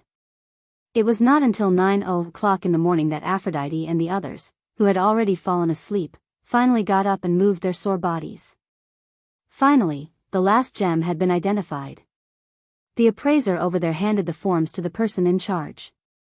The person in charge did a rough calculation and then looked at Jianghu with some surprise. "What's wrong? Is there something wrong?" Jianghu leaned on the sofa and looked at the person in charge in front of him. "Of course not, everything is right, but this is really a lot of money." Hearing Jianghu's words, the person in charge here shook his head, walked in front of Jianghu, and handed the 6 forms to Jianghu. These 6 tables were made by the 6 people. Every time they finished looking at an item, they would record a string of numbers on it. This was their estimate. Basically, the auction house wouldn't make a loss, so they would calculate and buy according to the price on the table. Although they didn't know where Jianghu got these things from, it didn't prevent them from collecting these things. After taking the forms in front of him, Jianghu also looked at them. When he saw the first form, he couldn't help but raise his eyebrows. 1 pigeon blood ruby, net weight 41. 5 carats, estimated age between 1600 to 1650. Other items, none, just a necklace pendant, estimated price, $183,350 to $192,275. 1 golden green cat's eye, net weight 37. 84 carats, estimated age 1600 to 1650. Other items, a string of natural pearl lotus, estimated price, $156,700 to $158,900. Looking at the numbers above these things, Jianghu couldn't help but be happy. Not only were there rubies, emeralds, sapphires, topaz, but there were also many cat's eyes, golden green gemstones, and so on. There were even ivory and coral products. Jianghu didn't know much about these, but he understood the estimated price at the back. Even if they were all calculated according to the lowest price, he would still make a profit this time. The 6 forms were about the same, and Jianghu also calculated the price of these things in his heart. This made his heart skip a beat. Sure enough, for a pirate ship like this, gold and silver coins were just a small part. The real value was these jewelry. For these jewelry, I won't quote you according to the lowest price. Let's take a round number. The gold and silver coins here are 58 million. My final price for these jewelry is 242 million. Let's make it 300 million. What do you think? Seeing Jianghu put down the things in his hand with satisfaction, the person in charge here hesitated and reported the price of this batch of jewelry to Jianghu. Jianghu knew that if he auctioned this batch of jewelry, he could at least sell it for 100 million or even more. But there was a problem, and that was the problem of paying taxes. Also, if he wanted to sell these jewels, he would have to pay some commission. Counting all the money, he could probably get 200 million yuan in his hands. Now that he could get 300 million yuan, it was pretty good.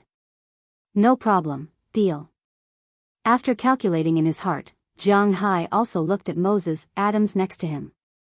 After Moses Adams saw Jianghu's gaze, he handed over his mobile phone.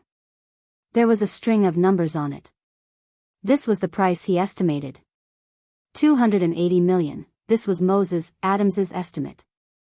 It was 20 million less than this price. This proved that the other party didn't lie to him this time. Moses Adams really didn't sleep for a second tonight. He had been staring at these jewelry. From time to time, he took photos and sent them to the antique dealers he knew to estimate the price. Although it was not very proper to do this, this was the United States. It was not uncommon for Phillips to do this. He didn't sleep all night, but now he was in good spirits because he was already prepared. After all, he just got up yesterday afternoon. Even if he stared at it all night, his eyes were just a little red now.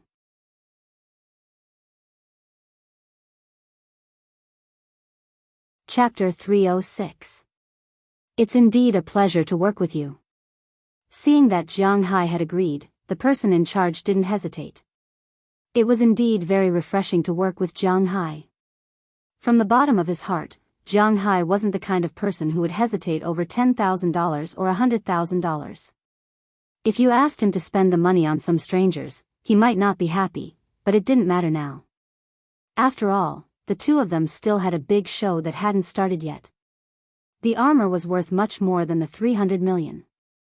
When the two of them shook hands, a secretary had already drafted a document.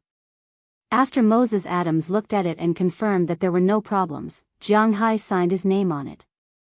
After Phillips's person in charge signed his name and stamped it with Phillips's seal, Jianghu's effect this time was considered complete. Phillips had bought Jianghu's jewelry for $300 million in private.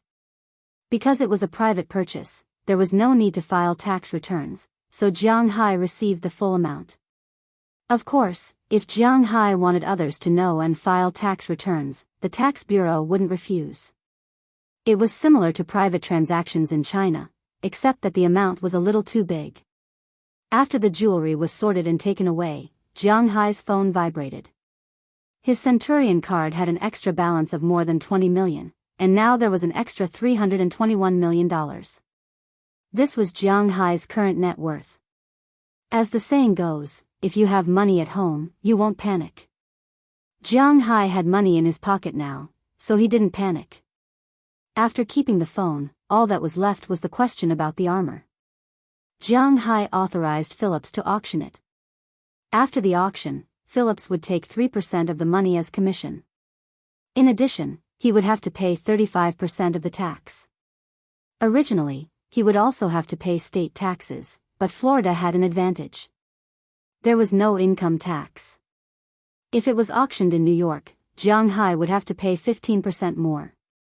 Now that the 15% had been saved, it was good news that could not be discounted. In other words, apart from the commission and tax, Jianghu would get 62% of the profits from the armor. Although 1/3 was taken away, Jianghu's heart was still surging. After all, this was his chance to make the most money. After all, the experts estimated that the armor was worth $1 billion. This was only the lowest price, and it would definitely go up. Even if it was $1 billion, Jianghu would get more than $600 million. This was undeniably good news for him. After signing the entrustment agreement, Phillips began to prepare for publicity. The armor's auction would take place in a week. According to Phillips's words, such armor should at least be auctioned in the spring auction. The auction house was similar to the Fashion Week, but the Fashion Week was divided into 4 seasons. However, the auction house only had one season, which was the spring auction. They would save a year's worth of good goods and then auction them in the spring auction. Unfortunately, Jianghu couldn't wait that long. Therefore, they could only advertise for a week and then auction it directly. Although it was a pity, it wasn't difficult to tell rich people that they had good things in this era. After everything was settled, Jianghu and the others also left Phillips's office. Although everyone was a little sleepy, they were very excited after knowing that Jianghu had made a lot of money. Looking at the sunlight outside, Jianghu took out his phone and casually pressed a few buttons. Behind him, Moses Adams' phone rang. He took out his phone and saw that his balance was 2 million. Seeing this, Moses Adams couldn't help but look at Jianghu excitedly. This was a lot of money. This is the money I'm giving you this time. Do your best. Seeing Moses Adams looking over, Jianghu smiled. He had just made 300 million, and there was a bigger sum of money waiting for him. 2 million was actually not a lot. After all, he still had a lot of things to trouble Moses Adams. Moses Adams might seem to be having fun here all day long, but he was really busy. But in fact, he was really busy. Jianghu knew that this guy was definitely one of the top lawyers in Boston. There were countless cases that needed his help every day. The reason why he rushed over because of his phone call was that he wanted to curry favor with him, and also because they were closer. For such a friend, Jianghu was never stingy. Hearing Jianghu's words, Moses Adams put his phone away. He didn't refuse Jianghu. Besides, in this world, there was no one who could refuse $2 million. Although he had a good relationship with Jianghu, work was work, and it couldn't be mixed with private matters. Looking at his smile, Jianghu also smiled. It was fine as long as the two understood in their hearts, they didn't need to say it out loud. Where are we going now? Seeing that Jianghu and Moses Adams had finished talking, Marian came over and tugged at Jianghu's clothes and asked curiously. Hearing her words, Jianghu couldn't help but roll his eyes at her. Go back to sleep. You haven't slept well for 2 days. Aren't you tired? Patting Marian's little head, Jianghu said with a smile. We're going back now? I was thinking that since we have nothing to do today, let's go to Disney. You promised us to go. Looking at Jianghu, Marian curled her lips helplessly. Compared to going out to play and going back to sleep, going to the amusement park was more in line with the mentality of a girl of her age. Hearing her words, Jianghu couldn't help but laugh. What's the hurry? We still have at least a week to stay here. We can go at any time these days. Orlando isn't far from here. Jianghu was telling the truth. Orlando was only more than 300 kilometers away from Miami. It was only a 3-hour drive. It wasn't very far, so Jianghu and the others were really not in a hurry. Okay then. Hearing Jianghu's words, Marian was indeed a little sleepy. Seeing that Jianghu hadn't forgotten the agreement between them, she was relieved and couldn't help but yawn. Then, shall we go now? Seeing that Jianghu said that he wanted to go back to sleep, Aphrodite and the others didn't have as much energy as Daliana and Marian. They didn't rest well for 2 days in a row and they were a little tired. No, let's eat something first before going back. I'm tired of the hotel's buffet. Let's change to something else. Jianghu and the others had been eating breakfast and dinner in the hotel these days except for occasionally going out for lunch. Although the hotel's buffet is good, to be honest, the taste is not very good. It's okay to eat it once, but to let a picky guy like Jianghu eat it every day, he can't eat it anymore. After saying this, Jianghu swept around. After all, it was still morning and it was not good to eat too much oil, so he was going to find some street snacks. He only saw that at this time, in front of an intersection on the street, there was a food car parked there. A Latin American woman was busy there with her husband and 2 children. Jianghu's eyesight was quite good. Although far away, Jianghu saw a lot of delicious food on the car. In addition to the most famous tacos here, there were also hot dogs and hamburgers. Seeing these things, Jianghu couldn't help but feel a little hungry. He said to Aphrodite and the others beside him, "You go get the car, I'll go buy something." Hearing Jianghu's words, the others nodded, yawned and were about to leave, but Aphrodite was not in a hurry to leave. After hesitating for a moment, she said to Jianghu, "Let me go with you. There are so many servings, it's not easy for you to carry." Hearing her words, Jianghu thought for a moment and nodded.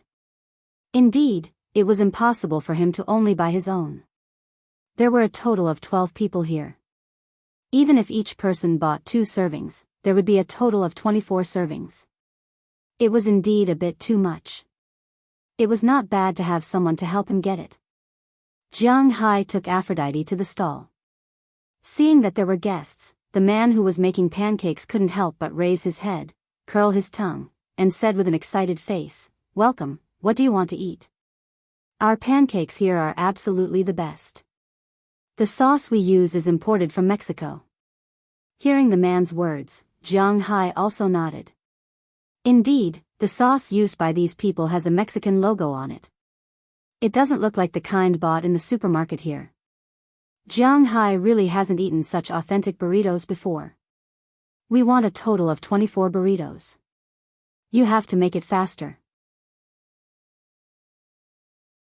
Hearing the words of the man in front of him, Jianghu couldn't help but say, "Okay." Hearing that Jianghu wanted so much, the man couldn't help but smile. This is a big job. Burritos, also known as tacos, are a traditional food in Mexico. They use a tortilla to stuff meat, vegetables, and so on. It's similar to hot dogs, but hot dogs use bread and burritos use tortillas. This tortilla is similar to the pancakes often eaten in the north of the country, but it is crisper than that kind of pancake. If there is a comparison, there is a kind of pancake fruit. This kind of pancake fruit is called mixed grain pancake. It has a thin layer and is very crispy. It's similar to this burrito, so these burritos are delicious and freshly made. Picking up a spoon, the man immediately picked up the pancake, and the woman helped to chop the filling. The stuffing in this thing is also very particular, and the variety and quantity are not ordinary.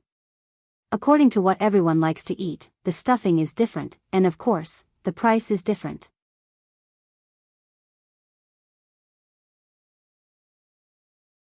Chapter 307. The store really had everything. You could put beef patties, fried chicken fillets, fried meat slices, turkey slices, hot dog sausages, and stewed pork. Apart from that, there were also a lot of vegetables, lettuce, zucchini, celery, corn kernels, kale, onions, and even fried potato sticks. According to the price, 1 meat dish and 2 vegetables dish was $2. Every meat dish was $1, and a free vegetable dish was also given away. The portions weren't small, and there were a lot of things. It really did seem very affordable. What Aphrodite and the others wanted were the regular ones, beef patties and turkey slices. It was early in the morning, and they didn't want to eat fried food. The vegetables were red zucchini and lettuce. But compared to the low-quality ones they wanted, Jianghu wanted the high-quality ones. He wanted beef patties, turkey slices, fried meat slices, fried chicken fillets, and hot dog sausages. For the vegetables, he wanted lettuce, zucchini, and potato sticks. Jianghu's pancakes cost $6, and he asked for 2. The stall owner was very happy. After preparing the things Jianghu and the others wanted, they waited for the male owner to sell the pancakes. Of the 24 pancakes, apart from the 2 Jianghu wanted, each was $2, which added up to $44. The 2 Jianghu wanted were $12, which added up to $66. Jianghu gave them $100, and there was no need for change. He was in a good mood today. With such a generous tip, the stall owner worked even harder. He even gave Jianghu and the others bigger and thicker pancakes. The female stall owner also quickly added another portion of the meat that had already been prepared. The pancakes that had already been spread out were wrapped up according to their initial distribution. After picking up the meat and vegetables, she even sprinkled sauce on them. This stall really had a complete set of sauces. There were a total of 6 sauces, all of which were salsa, the most famous sauces in Mexico. In this world, they were considered unique. The red sauce, which was the usual hot sauce, was made with tomatoes, red peppers, onions, garlic, and coriander. It tasted very hot and sour. The raw sauce was made with tomatoes, lime juice, red peppers, onions, and coriander. It was a little more sour than the red sauce. The green sauce was made with Mexico's special green tomatoes and peppers. It tasted a little more refreshing, but wasn't as spicy. In addition, there was guacamole, burrito sauce, mango salsa. Almost anyone who liked to eat this kind of material could find a taste that he liked here. Jianghu, for example, preferred burrito sauce and red sauce because they were spicier. The others, on the other hand, all made burrito sauce. Soon, the first 22 servings were wrapped up, and it was Jianghu's turn to have his 2 oversized pancakes. When the female stall owner finished making Jianghu's pancake, Aphrodite couldn't help but be a little surprised. She really gave Jianghu face. Their pancakes were already double the amount of meat, but Jianghu's pancake still looked like it was at least 3 times bigger than theirs. She had to admit that these 2 people were really happy. Jianghu took the pancake and took a big bite. In an instant, the taste of the sauce, meat, and vegetables directly rushed into his mouth. In addition to the originally very crispy skin, Jianghu's eyes unconsciously curved.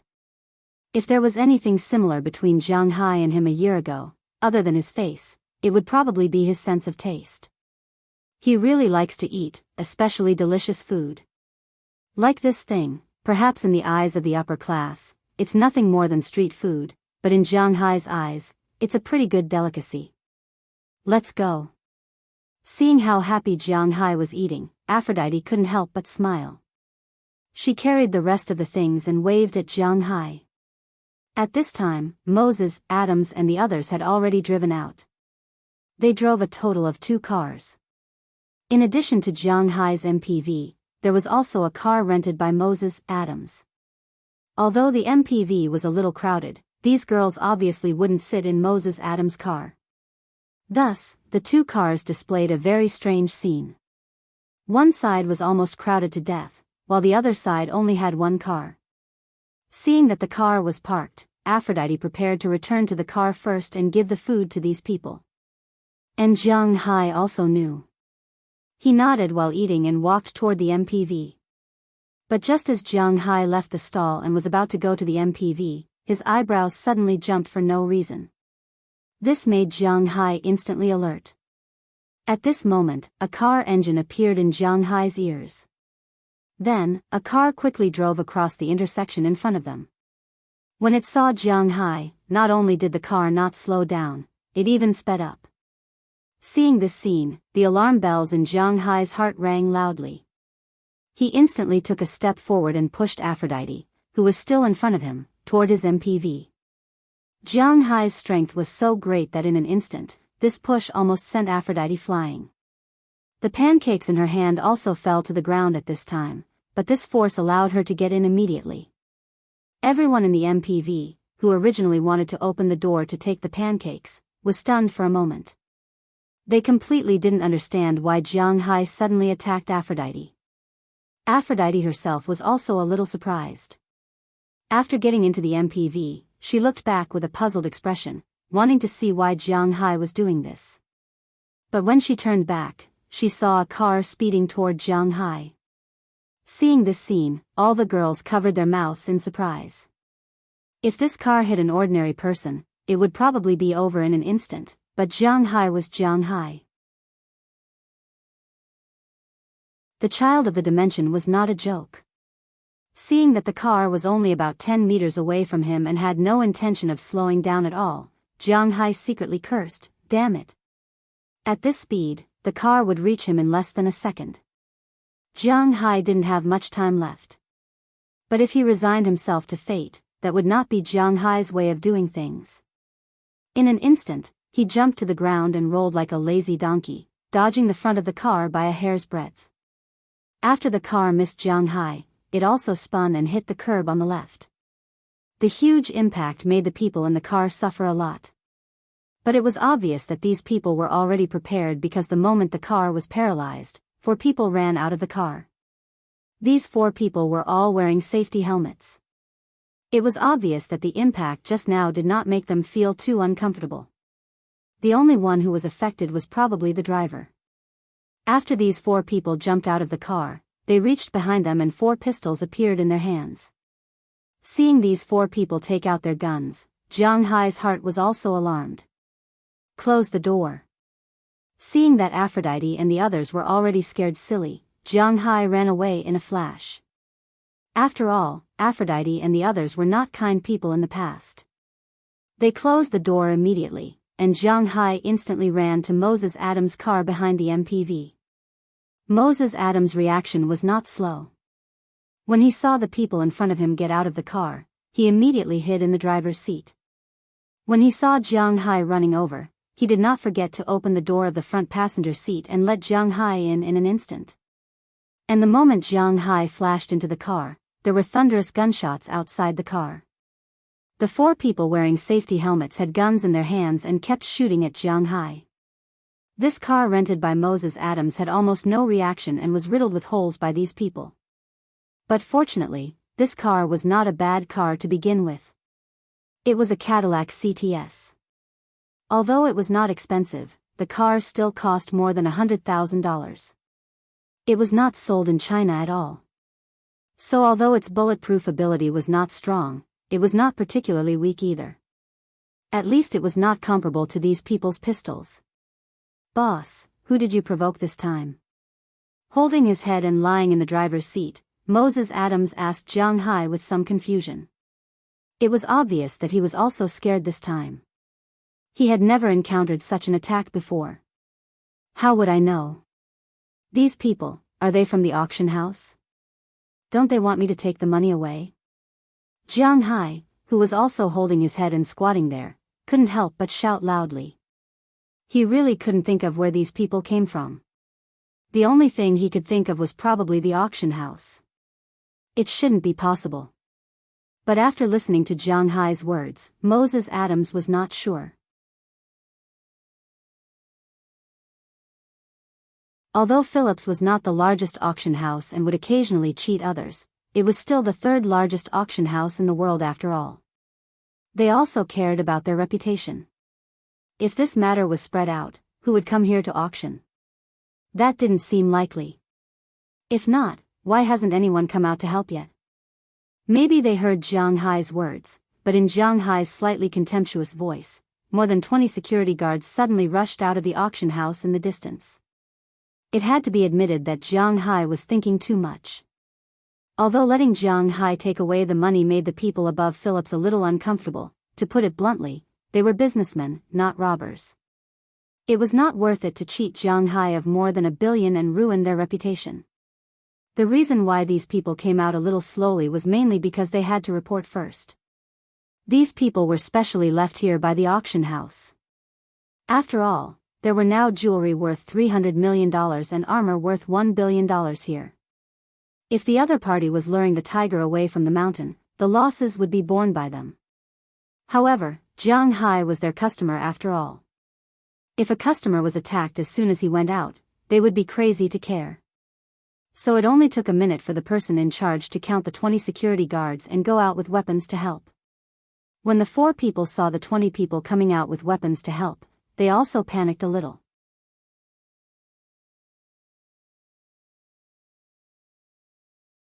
Chapter 308. Retreat. The Phillips auction house was only a few dozen meters away from the place where Jianghu had an accident. When these people rushed out, the weapons in their hands were already in range. Many people had already opened fire. Compared to the small pistols in these people's hands, these security guards had big guns. Listening to the gunshots and feeling the bullets whizzing past them, the leader also knew that if they didn't leave now, they would die here. He immediately roared and wanted to leave, but how could it be so easy? Their car was already wrecked from the start. Now, the driver in the car was shaking his head as he climbed out of the car. He wanted to run now, but they didn't have a car. There were 2 cars in front of them that could run, but Aphrodite and the others were sitting in one of them.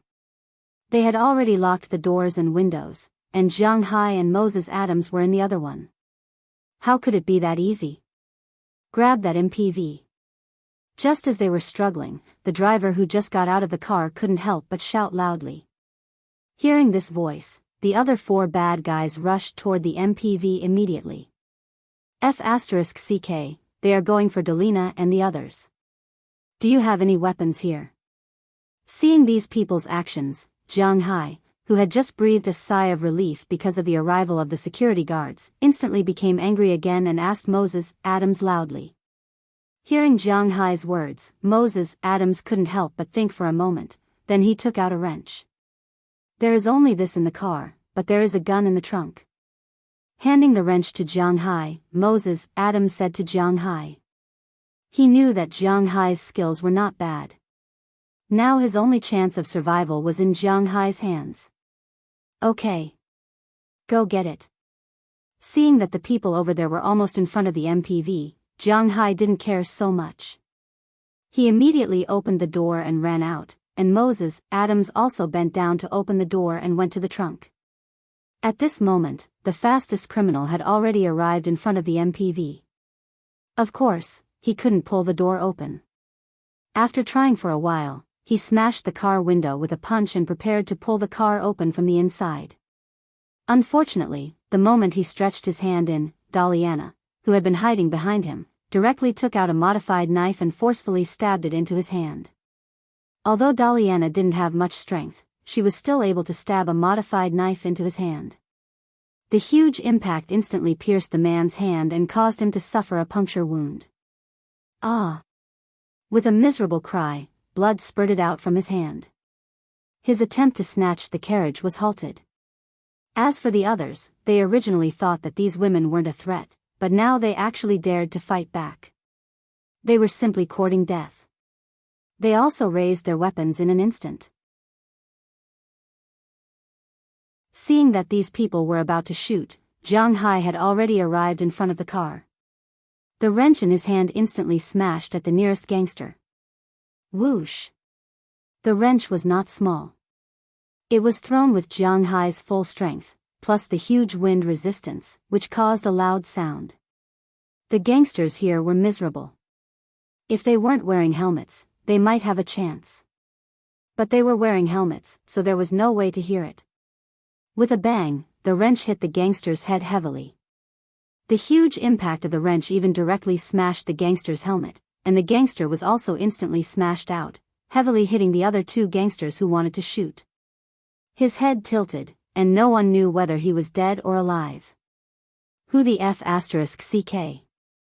Seeing that another one of his companions had fallen, the driver couldn't help but draw out his pistol at this time and shoot at Jiang Hai.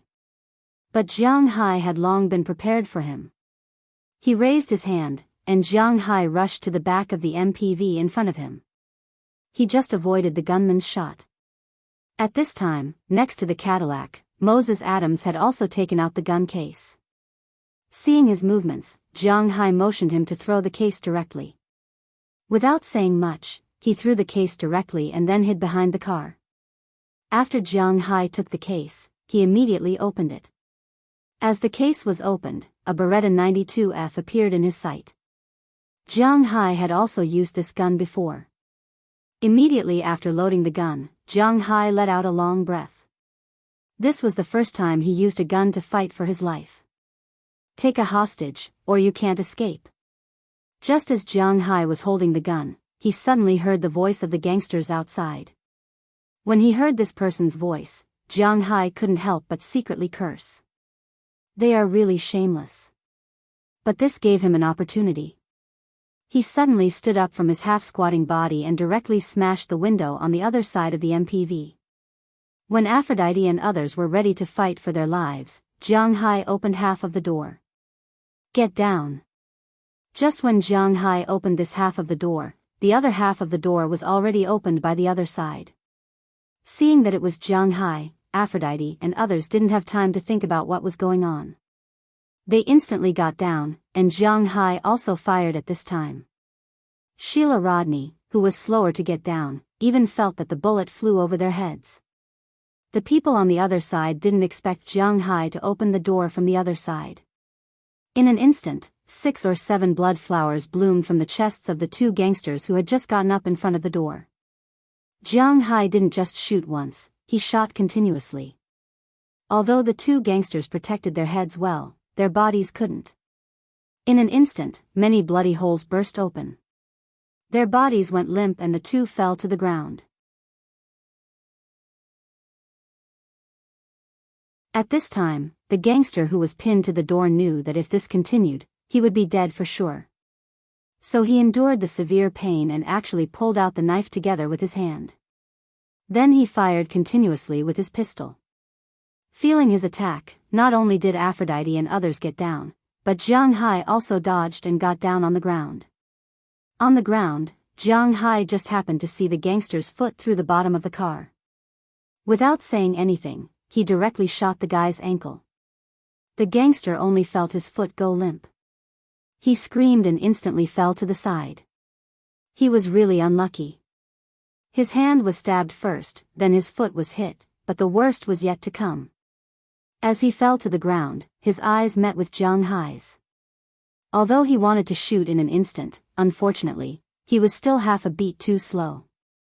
Jiang Hai looked at the gangster and calmly pulled the trigger. The bullet almost instantly passed through his throat, bringing a burst of blood. His body couldn't help but droop down powerlessly. Who the F***ck, F***ck, eat more. I surrender. Seeing Jiang Hai take care of all his men in almost an instant, the driver who was still running over here couldn't help but curse, but he didn't fight to the death. Instead, he directly threw the weapon in the car aside and surrendered to the security guards who had rushed over. The security guards were not the police, so they were also a little confused at this time.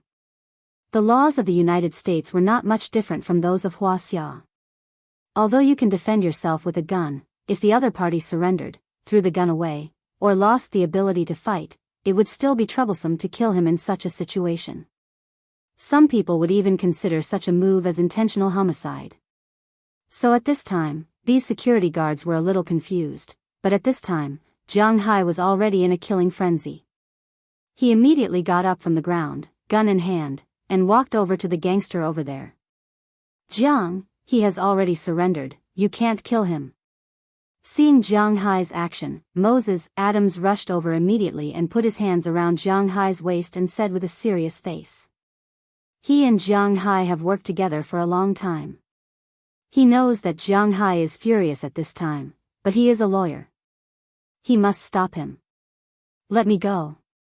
Feeling Moses Adams's action, Jiang Hai couldn't help but shout loudly. There are surveillance cameras here. He has already surrendered. If you kill him, there will be trouble. Leave the rest to me. Just leave it to me. Hearing Jiang Hai's words, Moses Adams also said loudly. He was really afraid that Jiang Hai would shoot. Hearing his words, Jiang Hai's originally angry eyes calmed down a little. He knew that in such a thing, this person's intentional murder would definitely not escape, but he was angry. How could Jiang Hai not be angry if he just let him go? Feeling Jiang Hai's hesitant gaze, the man shrugged and walked toward the security guard in front of him indifferently. Looking at his annoying look, Jiang Hai slowly pressed the muzzle of the gun.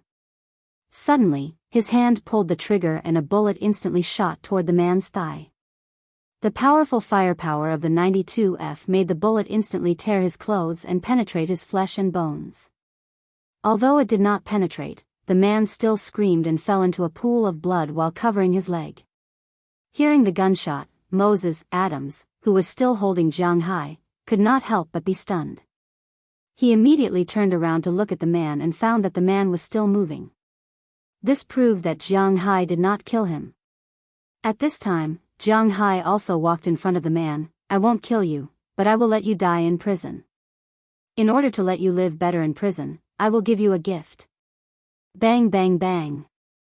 As Jiang Hai's voice fell, the gun in Jiang Hai's hand pulled the trigger again. The other leg and two arms of the man who was still screaming were bitten by Jiang Hai's bullets at this time. His screams echoed in the street. He heard that Wuxia people, especially the rich people in Wuxia, were very law-abiding. He had already surrendered, so why did he still shoot? He felt that he had hurt his bones this time. He thought about how his hands and legs were useless. If he were to go to prison, he might as well just kill himself. That kind of life would be better. WWA, WWA, WWA. At this time, the ear-piercing alarm rang. Jianghu casually threw the gun to the side and looked at the man on the ground. He knew that this man was not the mastermind. This matter was not over yet.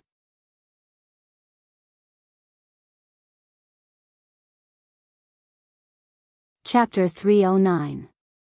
Hey, it seems that you won't be able to sleep well tonight, Moses Adams said jokingly as he handed Jianghu a can of coffee. Jianghu just shrugged. He didn't care much about it. He opened the cup of coffee and drank it. He looked up at the clock hanging on the wall of the police station. At this time, the clock had pointed to 6. It was not 6:00 in the morning, but 6 o'clock in the evening. Since he left Philip's office in Miami in the morning, he had been in the police station for 8 hours. At this time, only he and Moses Adams were in the Miami police station. Delina and the others had already gone back at noon. After all, they were the complete victims of today's incident, so they could leave after finishing their statements. As for Jianghu, as a victim of this incident and a murderer, he needed to stay here for a while. Moses Adams, on the other hand, had been running around. In the morning, he was copying the video. In the afternoon, he took the time to make a statement. At the same time, he was also looking for evidence for Jianghu. In fact, there was no evidence to speak of.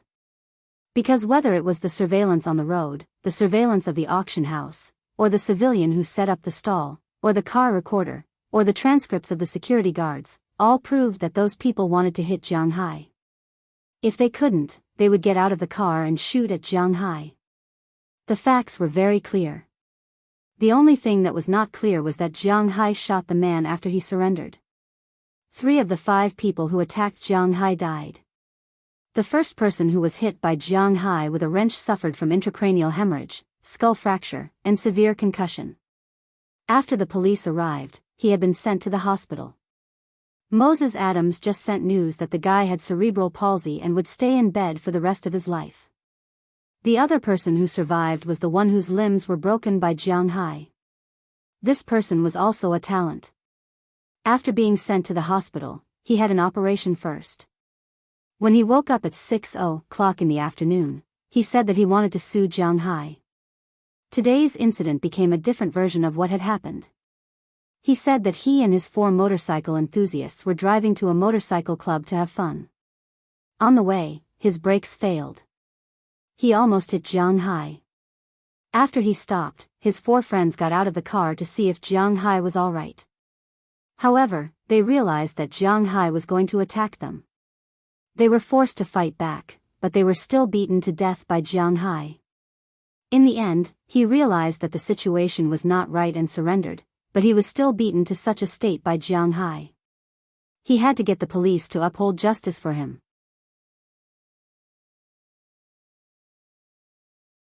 If they hadn't seen the surveillance with their own eyes, and if these guys didn't have criminal records, some of the police officers might have believed it, especially those who were more biased against Asians. After hearing Moses Adams's words, Jianghu couldn't help but be amused. He really knew how to twist facts. If he had been killed by them, perhaps it would have been an accident. The brakes of the car did fail, and these people did make an appointment to go to the motorcycle club on the phone. If there hadn't been a gunfight and these people had killed him, then Jianghu would have died in vain. He had to admit that the person who planned to kill Jianghu, if he wasn't a repeat offender, then he really had some brains. Fortunately, the American police weren't all idiots. The surveillance video clearly showed that when these people hit Jianghu, when they got out of the car, Jianghu hadn't gotten up yet. They directly took out the pistols at their waists and started shooting. If it was really like what he said, why did they carry guns with them? They didn't wait for Jianghu to attack, and before the others could react, they had already opened fire. Moreover, at the last moment, they still wanted to rob the MPV. They deserved to be killed by Jianghu. Jianghu had no problem killing the 4 people. The only problem was that Jianghu crippled the person. Today's matter won't be over so easily. Throwing the empty coffee can into the trash can next to him, Jianghu looked at his watch and said faintly to Moses Adams. Moses Adams naturally knew that when Jianghu said it wasn't over, he didn't mean that Jianghu wasn't finished.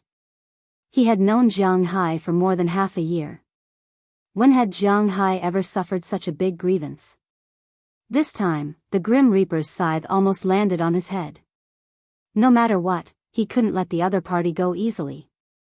I have no problem with legal matters. As for other things, I may not be able to do it. Hearing what Jianghu said, Moses Adams sighed. It's not that he didn't want to help, but because he was a lawyer, there were some things that he couldn't cross the line. I understand this. Tell me what's going on. I can't get anything from the police. We don't have any power here. If you want to take revenge, you have to rely on yourself.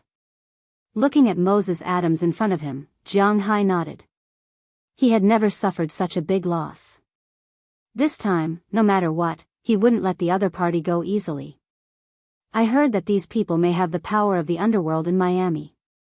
Many of them have criminal records, but I don't know who ordered them or why, but I think someone may know. Looking at Jianghu, Moses Adams lowered his voice and whispered. Hearing his words, Jianghu raised his eyebrows. This was what he wanted. Jianghu, you can go, but these days, don't leave the United States. When the case is heard, I still need your cooperation. Jianghu is a big taxpayer in Winthrop. Naturally, the police there are very kind to Jianghu, including the police in Boston. They don't dare to offend Jianghu, but here is Miami, no one will care about Jianghu. Jianghu didn't care about the cold attitude of the police, because he didn't count on the police at this time. It is said that it is never too late for a gentleman to take revenge, but unfortunately, Jianghu is not a gentleman, he is a villain, so he will take revenge from morning to night. After leaving the police station, Jianghu called Aphrodite and told them that he was safe, then got into a Cadillac rented by Moses Adams. As Moses Adams started the engine, Jianghu followed him to the slums of Miami. On the way, he also told Jianghu where they were going. The place we are going to now is called Evil Ghost Bar. Last time, I got the gun and spear gun for you from here. I have a high school classmate who is now a supervisor here, but this person is not reliable, but for dollar's sake, they will get you whatever you want, Moses Adams said to Jianghu in the driver's seat. Hearing his words, Jianghu nodded secretly. He just wanted to know some information. Soon, as Moses Adams turned left and right, Jianghu and the others arrived at Evil Ghost Bar. This bar was located in the depths of the slums, but the hellish scene that Jianghu imagined was not here. On the contrary, the neighborhood was very prosperous, even comparable to those commercial districts, and there were many famous luxury cars on this block. Jianghu even saw a lot of Maseratis, Alfa Romeos, Ferraris, Porsches, and other cars parked on another street. The people walking on this block were also dressed in colorful clothes, and it was impossible to tell that this place was backward. This is sort of the middle point of the Miami area. It used to be as disgusting, dirty, and backward as other slums, but the boss here is a genius. After he consolidated the small gangs nearby, he cleaned up. Of course, it's not completely clean. It's better to say that it's gray than white, because there are a lot of underground casinos and high-end clubs here. Those who are involved in illegal activities don't dare to openly go to the city to play, so this is the best choice. While looking for a parking space, Moses Adams whispered to Jianghu. His car was not good here, of course, it was not bad either. After parking the car, he led Jianghu to the bar in the middle of the street with the evil ghost mask hanging on it. However, not everyone could enter this place.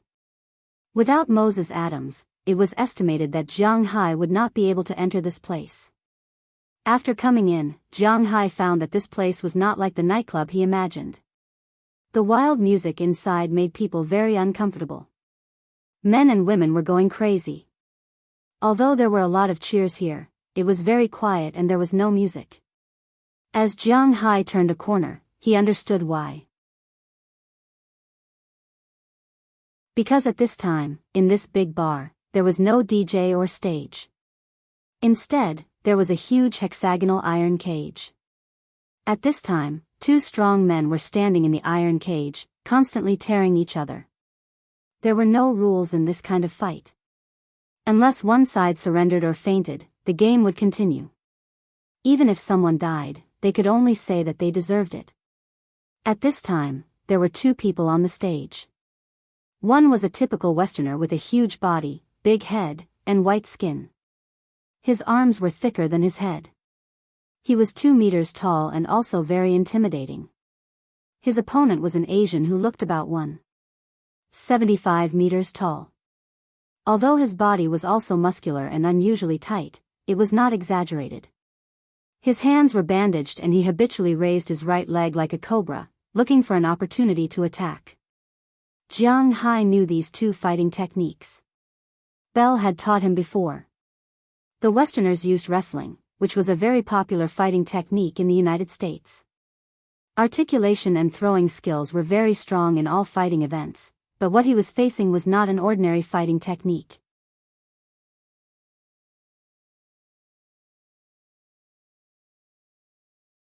Chapter 310. Muay Thai, Thai boxing, belonged to Thailand's traditional fighting techniques. It was extremely lethal and was a sport known for its strength and agility. If one were to say that the world's major boxing techniques actually had their own specialties, Taekwondo was good at kicking, Judo was good at joint techniques, wrestling was good at throwing, boxing was good at upper body punching and lower body small steps, Muay Thai was a fist technique that specialized in elbows, kicks, and close combat. Muay Thai's elbows could be said to be the heaviest elbows in the world. One elbow strike could even shatter a person's skull. As for their leg techniques, a long time ago, they were used to kick coconut trees by the beach. Only when a coconut tree was broken could they be considered to have reached the pinnacle of their leg techniques. Therefore, don't be fooled by the fact that the people who practiced Muay Thai were not considered to be tall and short in stature. Aside from their bones and muscles, their bodies were extremely resilient. Not only could they withstand attacks, but their attack power was also very strong. According to Bell, the most lethal fighting technique in the world was Muay Thai. However, Muay Thai was a little troublesome because it did not have any joint techniques. Therefore, when fighting, it would be more or less at a disadvantage. Especially in some gambling matches, the most open UFC had a lot of rules. Consecutive knee strikes were not allowed, and elbow strikes were not allowed. At the same time, a high whip kick to the back of the head was not allowed.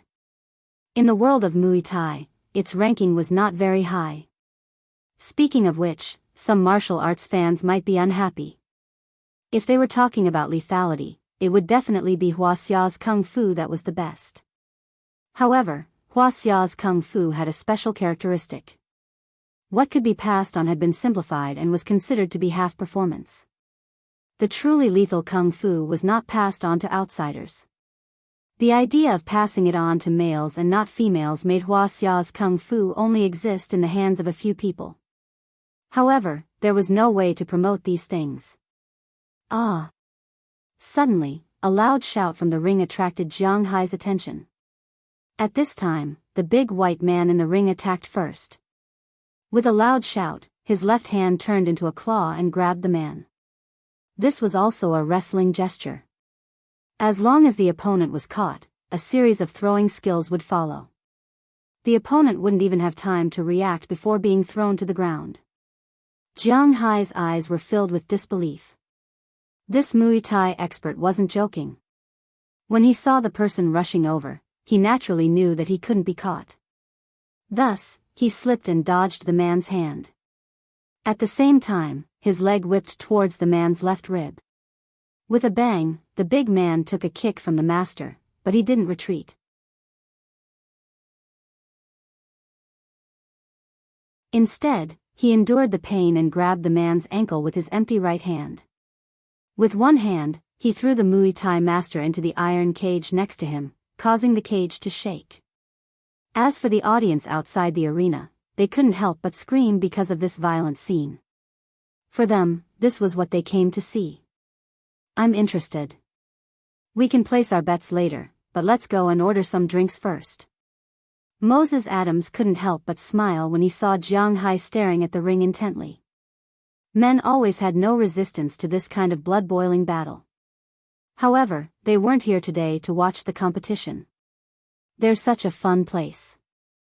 You didn't bring me here to play before. Jianghu said to Moses Adams as he reluctantly looked at the Muay Thai master and got up again. This place was indeed very interesting. Forget it, boss. You have so many pairs of eyes staring at you. Would I dare to bring you here? If it's just you and me next time, then it's fine. Moses Adams waved his hand when he heard Jianghu's words.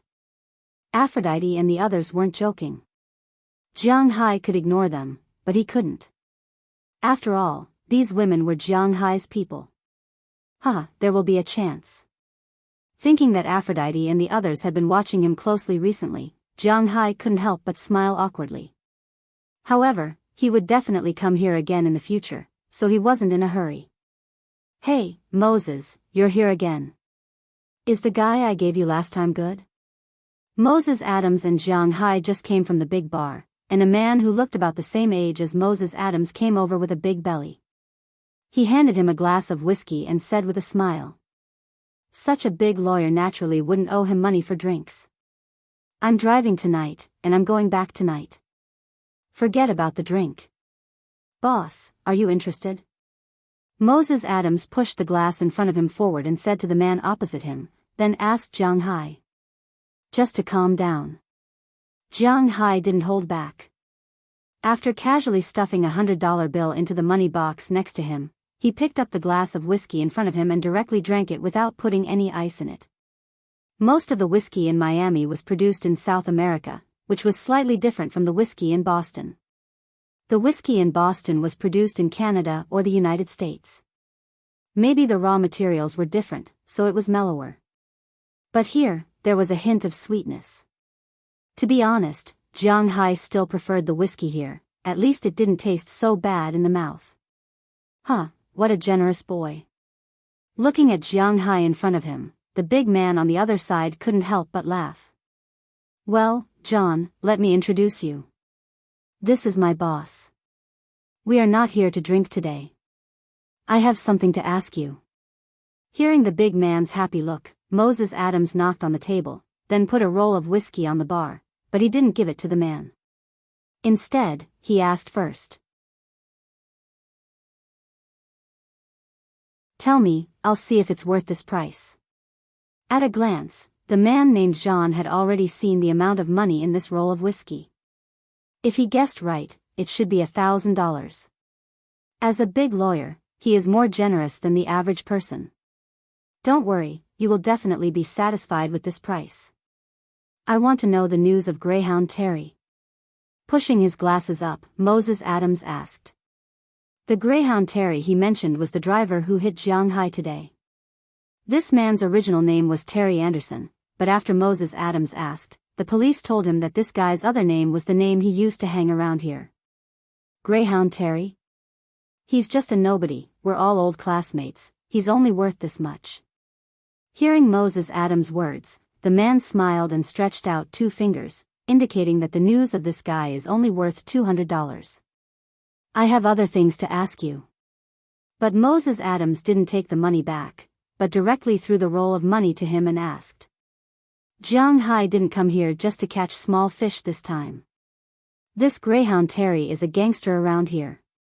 He used to steal cars. After he went in a few times, he met a leader in Miami, named Justin Parker. Now he can be regarded as a small leader. He usually fights and sells flour. I know you definitely don't want to hear his news, so I'll tell you a little more, for the sake of these dollars. Picking up the money in front of him, John smiled and continued to talk to Jianghu. The man who hit Jianghu today is just a nobody. Such a guy, even if you give him 10 times the courage, he wouldn't dare to hit Jianghu. As soon as they heard the name, Jianghu, they knew that the person who wanted Jianghu's life should be this guy named Justin Parker. Jianghu is also AF** King Dog. How can he be like this? Every time he leaves Winthrop, he has to run into a guy named Justin. But last time, at most, he was embarrassed, but this time, he was going to lose his life. Terry wasn't a powerful person, but this Justin Parker wasn't someone to be trifled with. This kid is a mix of Black and Latin American. He was an orphan since childhood. He was very ruthless. When he was in the orphanage, he once stabbed a child older than him to death. Because of this, he was sent to juvenile detention. Later, he married the son of a Colombian tycoon. After they were sent out together, he worshipped this big brother as his godfather. But a wolf cub can't be raised well. About 5 years ago, this guy first killed this big brother's son, then killed this big brother, and took over many of this big brother's businesses. Although he is not the most famous person in this area, his wealth is worth tens of millions. However, his net worth was also in the tens of millions. He had dozens of underlings under him and managed several blocks. Recently, I heard that he is very close to a rich second generation from Wuxia. That person provided him with funds and let him start to occupy the entire gray area of Miami. Recently, many bosses have been studying how to get rid of him. Looking at Jianghu and Moses Adams, this person couldn't help but whisper with a smile. Hearing this, Jianghu's frown unconsciously loosened. He was originally very surprised because since he came here, he didn't seem to have any conflicts with the locals. The only time he had a conflict was when he bought the yacht. But a manager who sold the yacht was not arrogant enough to hire a hitman to kill him. So when this person mentioned Justin Parker, Jianghu was very puzzled. Because in his memory, he didn't seem to have any relationship with these gray areas. But now he suddenly understood. The rich second generation from Wuxia, needless to say, is Qin Fun. After being beaten by me, this guy seems to be very dishonest. He even dares to do such a thing behind my back. Seeing Jianghu's narrowed eyes, Moses Adams also smiled. He knew that every injustice has its perpetrator, and every debt has its debtor. This time, he had found the debtor. As for Jianghu, he picked up the wine glass in front of him and drank the contents of the glass in one big gulp. Boss, if you want revenge, I shouldn't interfere, but you still need to consider the method. The other party has dozens of underlings. Seeing Jianghu's appearance, Moses Adams also said softly. This matter is really not easy to handle. I remember that in the gray area, there seems to be a saying that money can solve this problem. Where is it?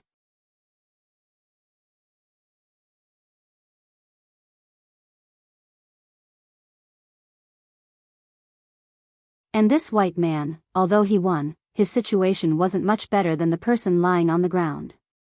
After taking a look at the white man, Jianghu turned around and left. Unfortunately, he didn't see the good scene just now. That night, Jianghu and Moses Adams drove back to the hotel. After returning to the hotel, they found that Aphrodite and the others were in their rooms and didn't go back to rest. When they saw Jianghu come back, they all stood up nervously, especially Delina and Marion. The two girls immediately ran over and hugged Jianghu. To be honest, today's scene was too scary. Okay, I'm fine now, aren't I? Good girls, have you eaten yet? If not, ask them to send it up. Touching the hair of the two girls, Jianghu said slowly. He knew that today's incident had indeed caused an indelible psychological trauma to these girls. It seems that as a father, he really didn't take advantage of his position. Ahem, boss, I'll go back first, you can continue. Looking at the scene in front of him, Moses Adams smiled awkwardly, then turned and left Jianghu's room. He felt embarrassed standing in Jianghu's room. Oh, okay, help me look after tonight's matter, I won't treat you badly. Hearing Moses Adams' words, Jianghu also turned his head and said to him with a soft smile. Hearing Jianghu's words, Moses Adams also nodded and respectfully left the room and returned to his room. Just as he closed Jianghu's door, the other girls, like Delina and Marion, rushed up and hugged Jianghu tightly, as if they were really afraid of losing him. Ahem, don't be like this, let me sit down first. Feeling his body getting heavier and heavier, Jianghu couldn't help but cough twice.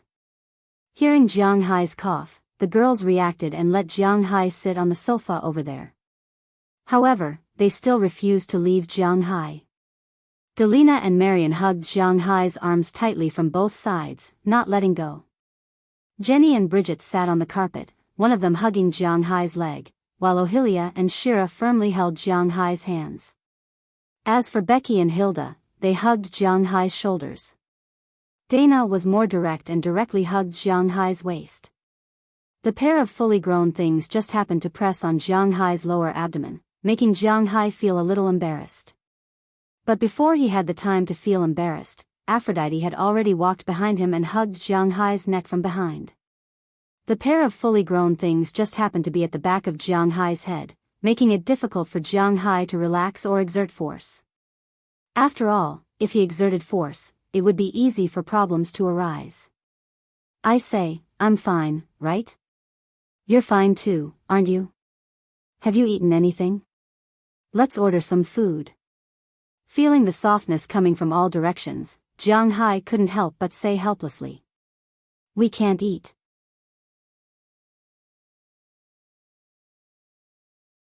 Hearing Jiang Hai's words, Aphrodite, who was hugging Jiang Hai's head, said to Jiang Hai with a slightly sobbing tone. If you haven't lost something, you won't know how to cherish it. These girls went from having nothing in the past to becoming what they were now. This kind of life was something they had never dreamed of before. It could be said that the life by Jiang Hai's side now was not an exaggeration to say that it was heaven. At least, it was so in their eyes. They could talk happily every day, work hard, eat delicious food, and have Jiang Hai stuffed in their hearts. They had beautiful clothes to wear, good sisters by their side, and they didn't have to look at anyone's face. This kind of life could only be considered good in the eyes of ordinary people, but in the eyes of these girls, it was already the best. It was precisely living in this kind of environment that made them all the more reluctant. If anything happened to Jiang Hai, to them, Jiang Hai was really their everything. In the past, apart from Aphrodite, the other girls' feelings for Jiang Hai were mostly to repay his kindness. But after this time, it had slowly changed. Now, in their eyes, Jiang Hai was not only their benefactor, but also their meal ticket. After this time, they finally understood that Jiang Hai's position in their hearts was very important. If there were only 100 things in their hearts, then Jiang Hai already occupied more than 80. This kind of feeling wasn't love, nor was it liking, but it was more than liking. This kind of dependence made them completely unable to imagine what would happen to them if something happened to Jiang Hai. Then what do you want to do? This can't go on forever, how about you all go back to sleep? Hearing that the girls didn't want to eat, Jiang Hai didn't know what to say. After hesitating for a moment, he could only say this. We don't want to go back, I'm scared, I want to sleep with you. But after listening to Jiang Hai's words, the reaction of the 10 girls became even more intense. Aphrodite and the others didn't say anything, but Delina and Marian had already raised their heads, their big eyes were filled with tears. Seeing this, Jiang Hai couldn't help but feel helpless. But this is not good. Hearing the girls' thoughts, Jiang Hai couldn't help but helplessly say. I don't care, we just want to sleep with you. Hearing Jiang Hai's tangled words, Marian also threw a tantrum, but to be honest, in this situation, they really didn't dare to go back to sleep. Feeling the girls' firm hearts, Jiang Hai helplessly sighed. If it's a blessing, it's not a curse, but if it's a curse, it can't be avoided. Then, where are we going to sleep? On the sofa, that's it? Go back to the room and sleep. Looking at the girls around him who were like frightened bunnies, Jiang Hai helplessly shrugged. The girls listened to his words, nodded, and followed Jiang Hai back to the room.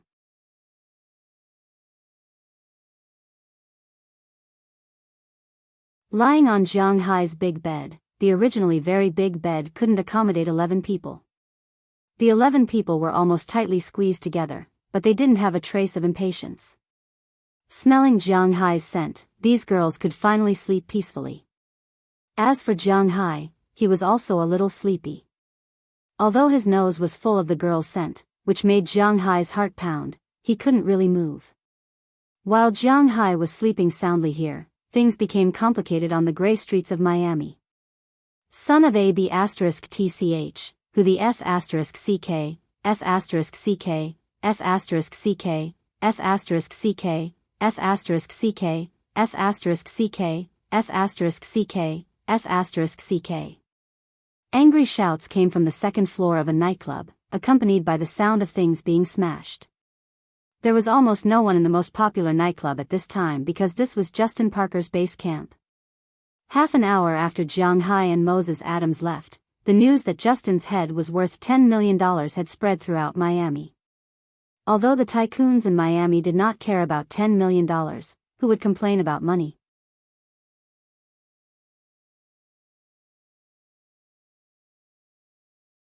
Chapter 312. Bastard, bastard, bastard. How dare you cheat me like this? How is this a fat sheep? This is clearly a fierce tiger. 10 million. Even I, Justin Parker, have a time when my head is worth 10 million. Grabbing the ashtray in his hand, the half-brown-skinned man slammed it to the ground and roared loudly in English with a clear Spanish accent. At this time, the other two lackeys in the room couldn't help but hide far away in fear of being caught in the crossfire. Boss, it's no use throwing a tantrum now. I reckon those people who came to kill you are almost here. You have to think of a way. Why don't we go into hiding first and lie low in Colombia for a while? One of the lackeys couldn't help but ask in a low voice when he saw that the crazy boss seemed to have calmed down after throwing everything out. That's all we can do for now, but that guy is worse off than me. I can run, but can he? Justin Parker helplessly rubbed his temples and couldn't help but snort coldly. The person he was talking about was naturally Qin Fen. Just as Jianghu thought, Qin Fen had no intention of stopping. After Jianghu injured him, Jianghu knew that Qin Fen wouldn't stop so easily, so he specially called Qili. Qili also knew the importance of adding insult to injury, so she called the Qin family's rivals. The Qin family immediately arranged for a special police team to go to Miami to arrest Qin Fen. But it had to be said that Qin Fen was really lucky. He was discharged on the third day, and the special police arrived on the night of his discharge, leaving them only an empty ward. After avoiding the special police team and using dollar to open a path, Qin Fen began to implement his plan after meeting Justin Parker. Although this guy was a second-generation rich kid, he wasn't particularly stupid. While he was taking revenge on Jianghu, he also wanted to use the money in his hands to take root here. Jianghu's incident told him that no matter where you were, having your own power was the most important. Others were unreliable. Therefore, after he approached Justin Parker, he became his partner. He was responsible for providing the money, and Justin Parker would control the other streets here. If the time came and they broke into a huge gray world, he would not ask to control it. He only needed this gray world to protect him and get a share of the profits. Since there was such a good thing, Justin Parker naturally agreed. It was not that he had never thought of taking advantage of the situation, but there were 4 domestic soldier kings as bodyguards, in addition to a few Blackwater security guards. With the dozens of people in his hands, if he wanted to take down this group of people, even if he won, he would lose all of them. Under such circumstances, cooperation was the best choice. And their cooperation naturally needed proof of their allegiance. Qin Fen's proof of allegiance was $1 million in cash. If Justin Parker couldn't afford it, then he would help Qin Fen kill Jianghu. That was why today's incident happened. They had to admit that they had underestimated Jianghu. If it wasn't Greyhound Terry's group of 5 who came today, but Justin Parker and the others, they would have been taken out by the police. Do you think the police in Miami are so incompetent? A gang like this would definitely have surveillance cameras. In any case, Justin Parker knew that he had kicked an iron plate this time. He was really in trouble this time. Contact the ship immediately. I'll leave tonight. Thinking of his underling's words, Justin Parker sighed and stood up. He knew that once he left, his territory and business here would all be gone, but what could he do? Compared to Earth and business, life was obviously more valuable. $10 million for his life. Not to mention others, he was very tempted when he heard the 10 million. If it weren't for the fact that he only had one life, he even wanted to exchange his head for money. That was $10 million. But it was too late to say anything now. He had no other choice but to sigh. After instructing his underling, Justin Parker stood up and was about to go out. His underling also picked up his hat and walked over, but just as he handed the hat to Justin Parker, a switchblade appeared in his hand. Huh. Feeling that the corner of his eye caught a glimmer of light, Justin Parker, who had many years of experience in fighting, also felt the danger and retreated in an instant, but it was still a step too late. The other party's knife had already slashed over. With a rip, Justin Parker's clothes, together with his stomach, were instantly ripped open. Sauron, you. Looking at the knife in his hand and his underling who was still bleeding, Justin Parker was shocked. Boss, your head is worth $10 million. They said that no matter who takes your head, they can get $10 million. Boss, you also know the situation in my family. I have a mother who is addicted to drugs, a girlfriend who is a special service person, 2 younger brothers, and a younger sister. Boss, I don't want to mingle anymore. I want a new life, so, boss, I'm sorry. Looking at Justin Parker in front of him, this underling kept talking. Looking at his trembling body, he knew that it was not easy for him to make this decision. There was no absolute loyalty in this world. The only thing that mattered was whether the price was high enough. Husband and wife were birds in the same forest. When disaster struck, they would fly away separately, let alone an underling. You bastard. Looking at his underling's appearance, Justin Parker was not to be trifled with. He immediately pulled out a pistol from behind him and shot 3 times at the underling who was about to pounce on him. After the gunshots ended, the underling fell into a pool of blood.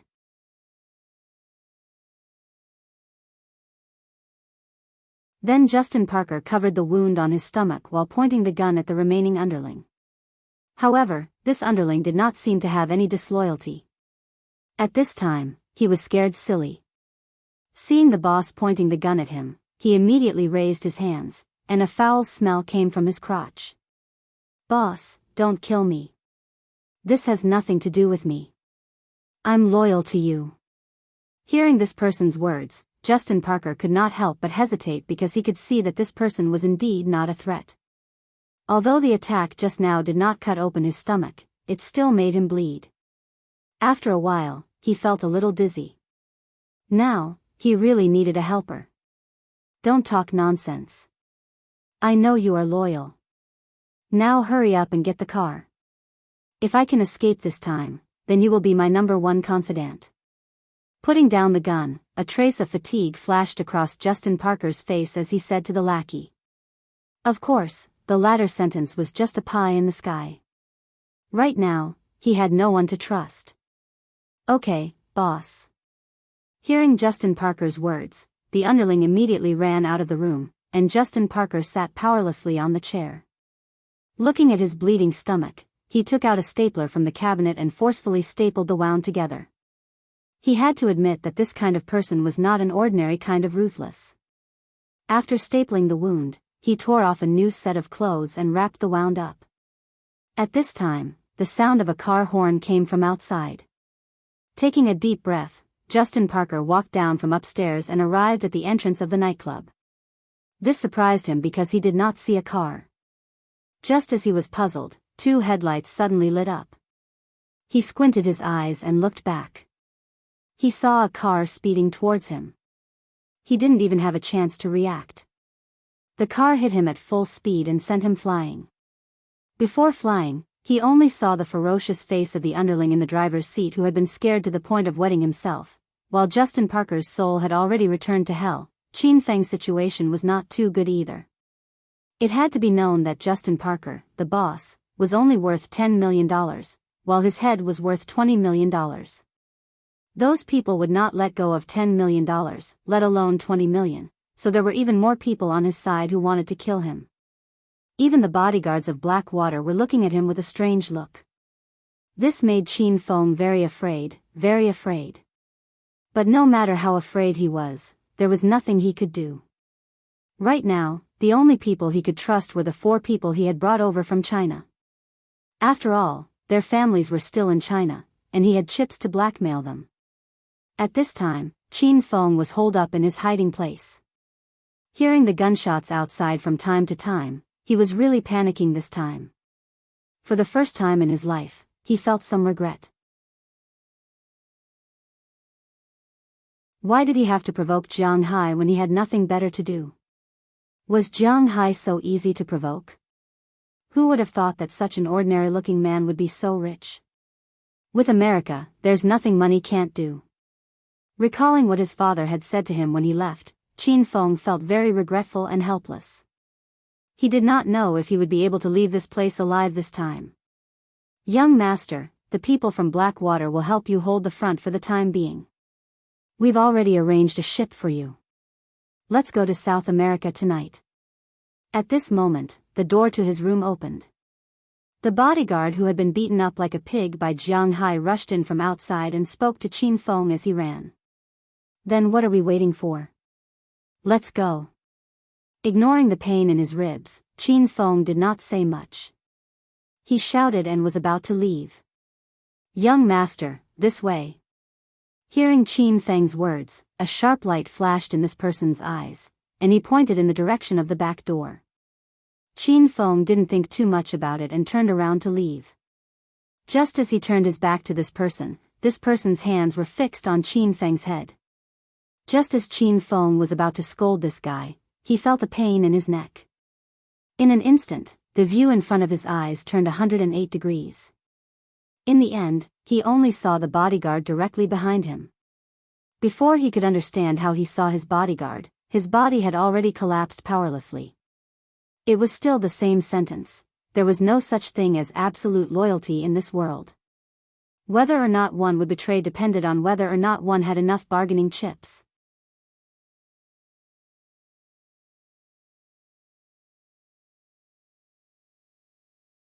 Chapter 313. Hiss. A strange feeling invaded the nerves in Jianghu's brain. He, who was still in a sleeping state, instantly opened his eyes. He first looked around and found that Delina, Marian, and the other women were still sleeping beside him like last night.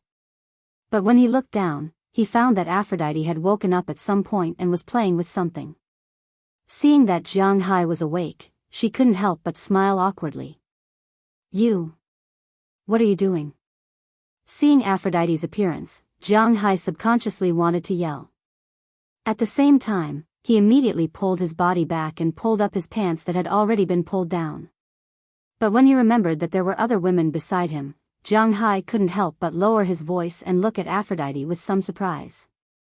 What am I doing? Isn't it obvious?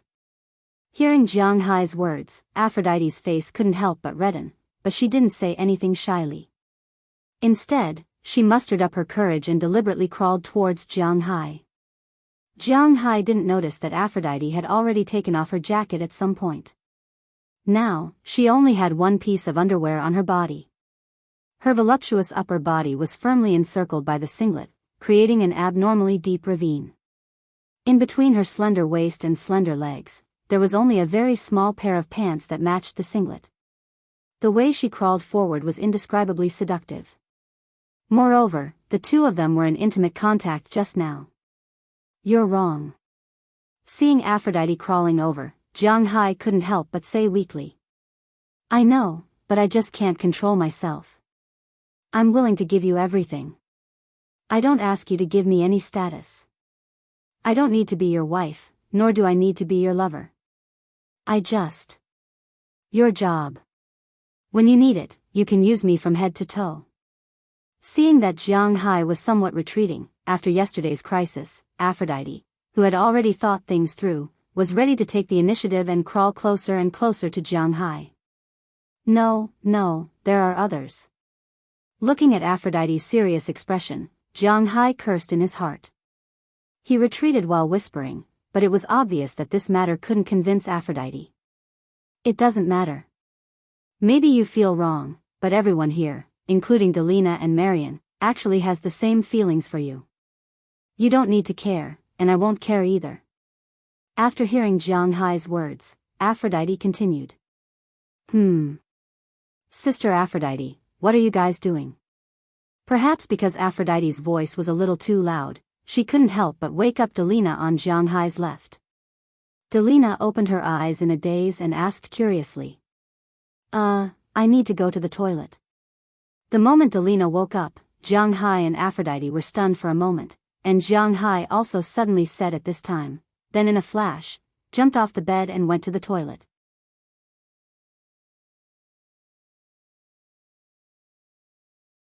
And Aphrodite looked at Jianghu's back and couldn't help but curl her lips. She didn't succeed this time. She didn't know when the next chance would come.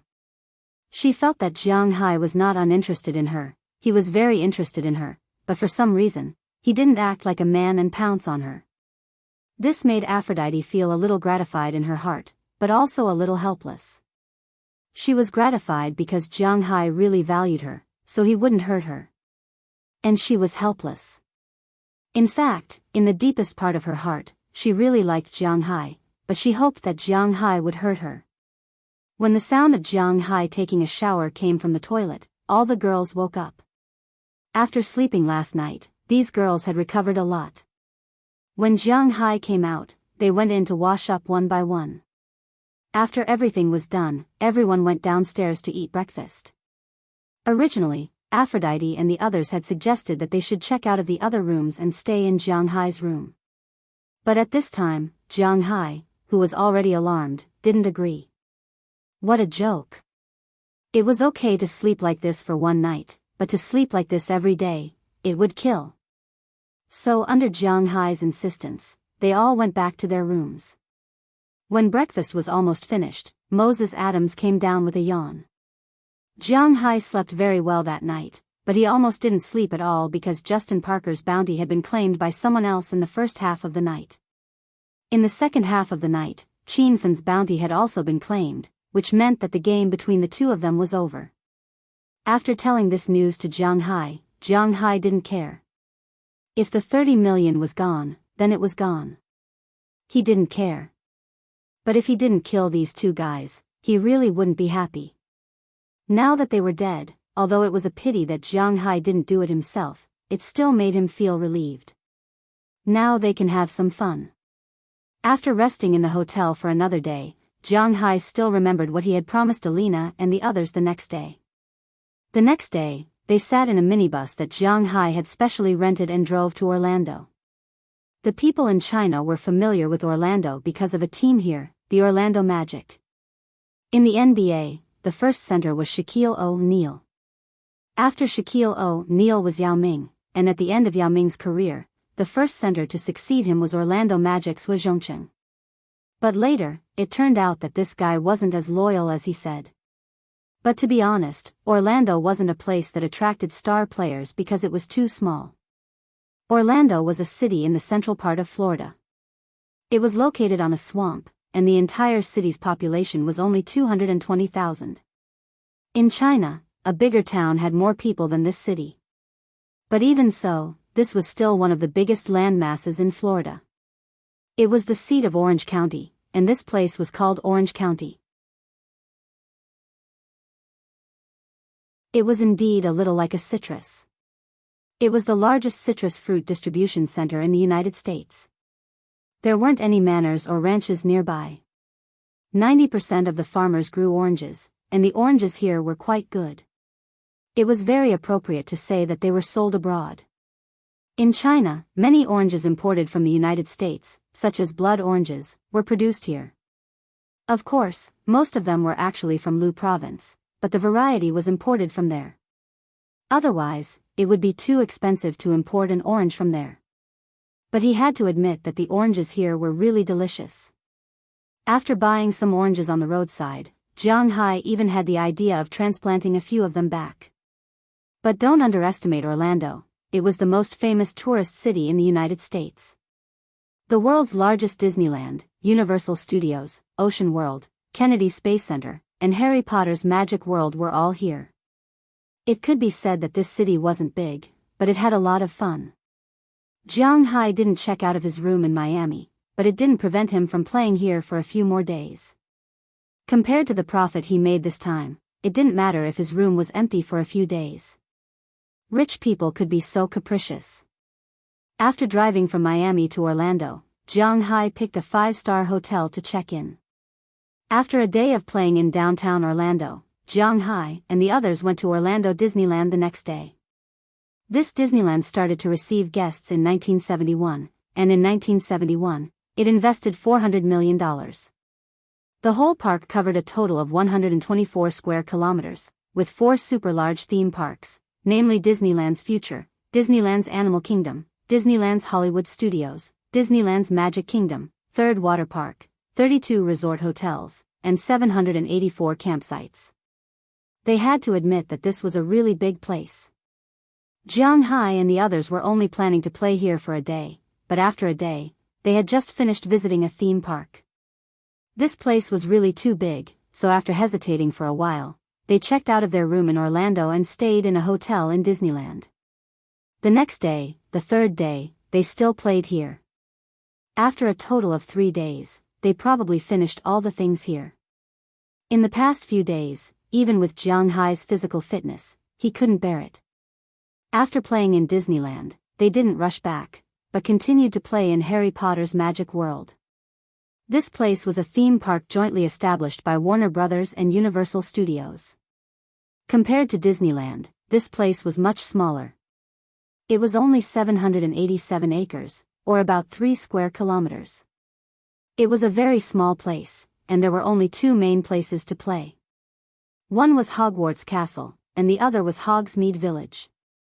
The former was where Harry Potter taught, and it was also the starting point of many events. The latter was the small village that Harry Potter once sneaked into with his invisibility cloak.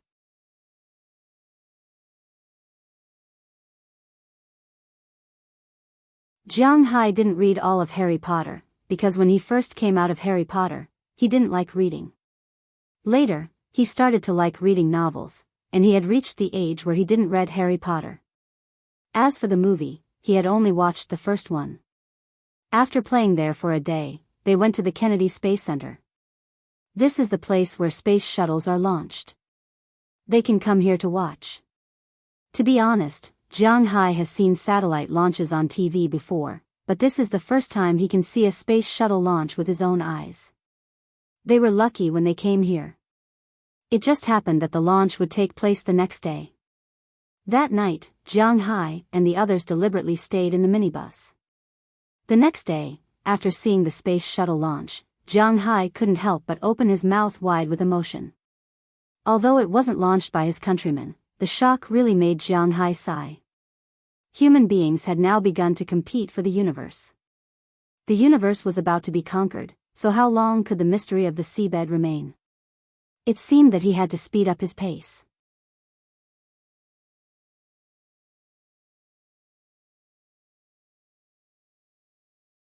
Chapter 314. Hi, Jiang, welcome, welcome. You look really handsome in formal wear. Opening his arms, the person in charge of Phillips in Miami couldn't help but give Jianghu a warm hug. However, Jianghu just smiled and didn't say anything in response to this obvious compliment. Jianghu's face wasn't ugly, but it was still lacking when it came to handsomeness. Whether it was his previous handsomeness, thick eyebrows and big eyes, or his current handsomeness, the standard of feminine handsomeness, Jianghu couldn't even come close. Jianghu had a slightly long head with medium-length hair. It wasn't too long, but it wasn't too short either. It was very ordinary. Single eyelids. Because he used to wear glasses, his eyes were smaller. His nose wasn't very straight, but the tip of his nose was a little big. His mouth wasn't big, but it wasn't thin either. Of course, it had nothing to do with thickness. The only thing that met the standard of being handsome was his sharp chin. Jianghu was born with this. He was born with an oval face. Such a deputy face would not be a big deal in the crowd. If he was in Wuxia, it would be difficult to recognize him on the street without special attention. Such a face could be considered handsome, which only proved that this person was good at talking. There are a lot of people tonight. After giving the person in charge a friendly hug, Jianghu looked at the people around him and said with satisfaction. Many people meant that the things he wanted to sell were popular, and the popular things naturally proved that the things he wanted to sell this time could be sold at a high price. Of course, that thing of yours is a good treasure. Most of these people are here for that thing. It seems that this time you are really going to become a rich man. Looking at Jiang Hai, the person in charge smiled and gave him a punch as he spoke. Jiang Hai's expression changed. Same to you. It's not like you don't want to earn money. Hearing his words, Jiang Hai also smiled and gave him a punch back. This is your admission ticket and token. If there's anything you like, you can raise it. I know that without that thing, you're also quite rich. Oh right, why didn't you bring your female companion? After the greetings, the person in charge had to receive other people, so he changed the topic and gave Jiang Hai a number plate with 108 printed on it. This is Jiang Hai's number plate. In a while, if Jiang Hai likes something, he can raise this plate and buy it. Don't I have to wear formal clothes? They don't want to wear it, so I have to do it myself. After receiving the plate, Jiang Hai explained to the person in charge and said with a smile. Indeed, if it wasn't for the fact that this auction was his own item and he had never participated in an auction before, he wouldn't have come. Wearing a formal suit was too annoying. Do you need me to arrange a female companion for you?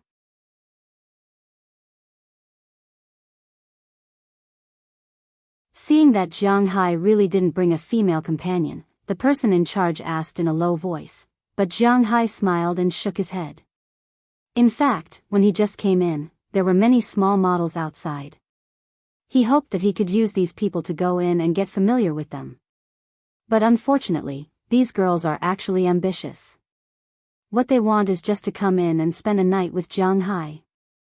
If he is stained by them, then Jiang Hai will be in trouble. This is what he can't bear. Forget it, I will go in by myself. After Jiang Hai finished, he patted the person in charge on the shoulder and walked in.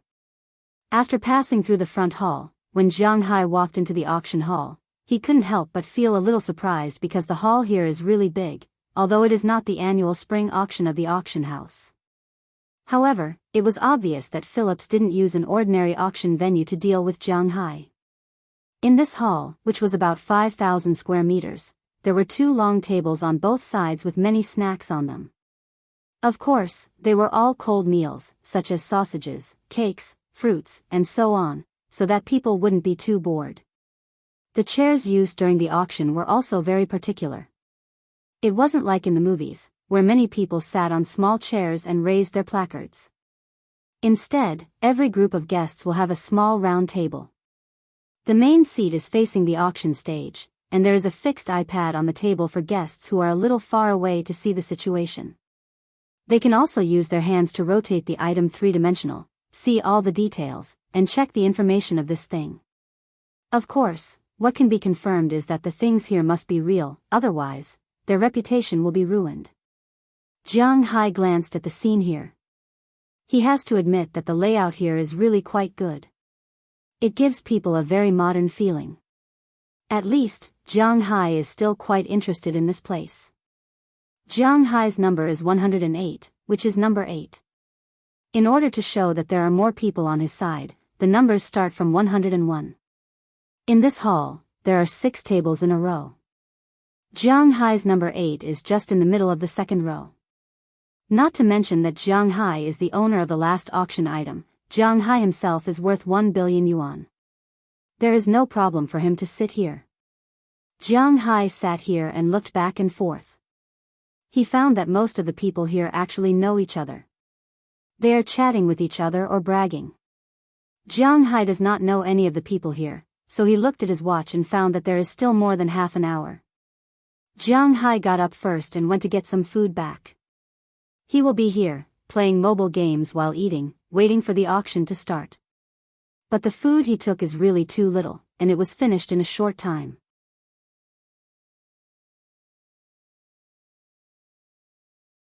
Just as Jiang Hai was about to get up again to get some food, a voice interrupted his action. Hello, we meet again. Hearing this slightly strange English, Jiang Hai couldn't help but look up and find that he really knows the visitor. It is the Middle Eastern nouveau riche who wanted to buy the yacht he liked when he bought the yacht. Hello, I didn't expect to see you here again. Seeing the other party's kind smile, Jiang Hai immediately stood up, shook hands with him, and said politely. Jiang Hai is like this. If others respect him, then he will be very kind to others. I had already left and went to Panama, but I heard that there are good things here, so I came back. How is it? Is the boat still good? After shaking hands with Jianghu, the Middle Eastern nouveau riche opposite him asked politely. If you don't mind, let's sit down and talk. That boat is not bad. Motioning the other party to sit down and talk, Jianghu also said with a smile. At the same time, Jianghu also glanced at the other party's position and found that the other party should be diagonally to his side, position 103. Because at this time, except for the main seat, all the other seats are full. Except for a bodyguard, the rest are women in black veils. In the whole room, only this table is dressed like this. If he doesn't sit there, where else can he sit? As expected of the Middle Eastern nouveau riche, the position there is actually the best. Of course, my Eastern friend, let me introduce myself first. My name is Du Feynman Weha Muhammad bin Rashid Ayun Akhtam.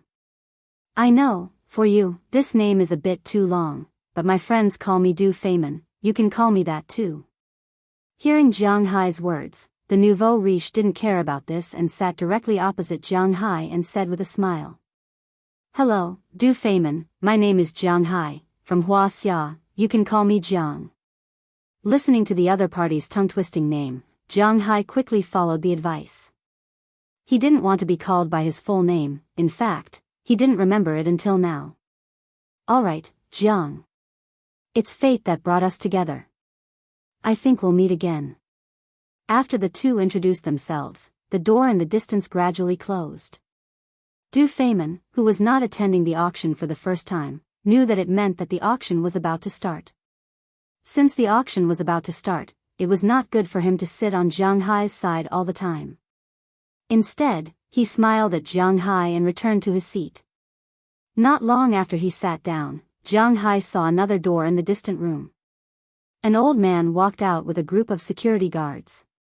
For an auction like this, first, video recording was not allowed, and second, no trouble was allowed. It was natural for some security guards to be here. For the arrival of these people, the rich businessmen present didn't care. Instead, they all continued to sit there and look at the old man on the stage. This old man was actually not an ordinary person. He was the best auctioneer in Philips, and this time, he specially rushed over from Europe. Dear ladies and gentlemen, we are fated to meet today to verify the ownership of these treasures. I am honored to be this time's auctioneer. After the old man got on the stage, he bowed to the people in front of him and then began to speak. In fact, the opening speech was similar to what Jianghu thought. It was nothing more than setting the tone for the following auction.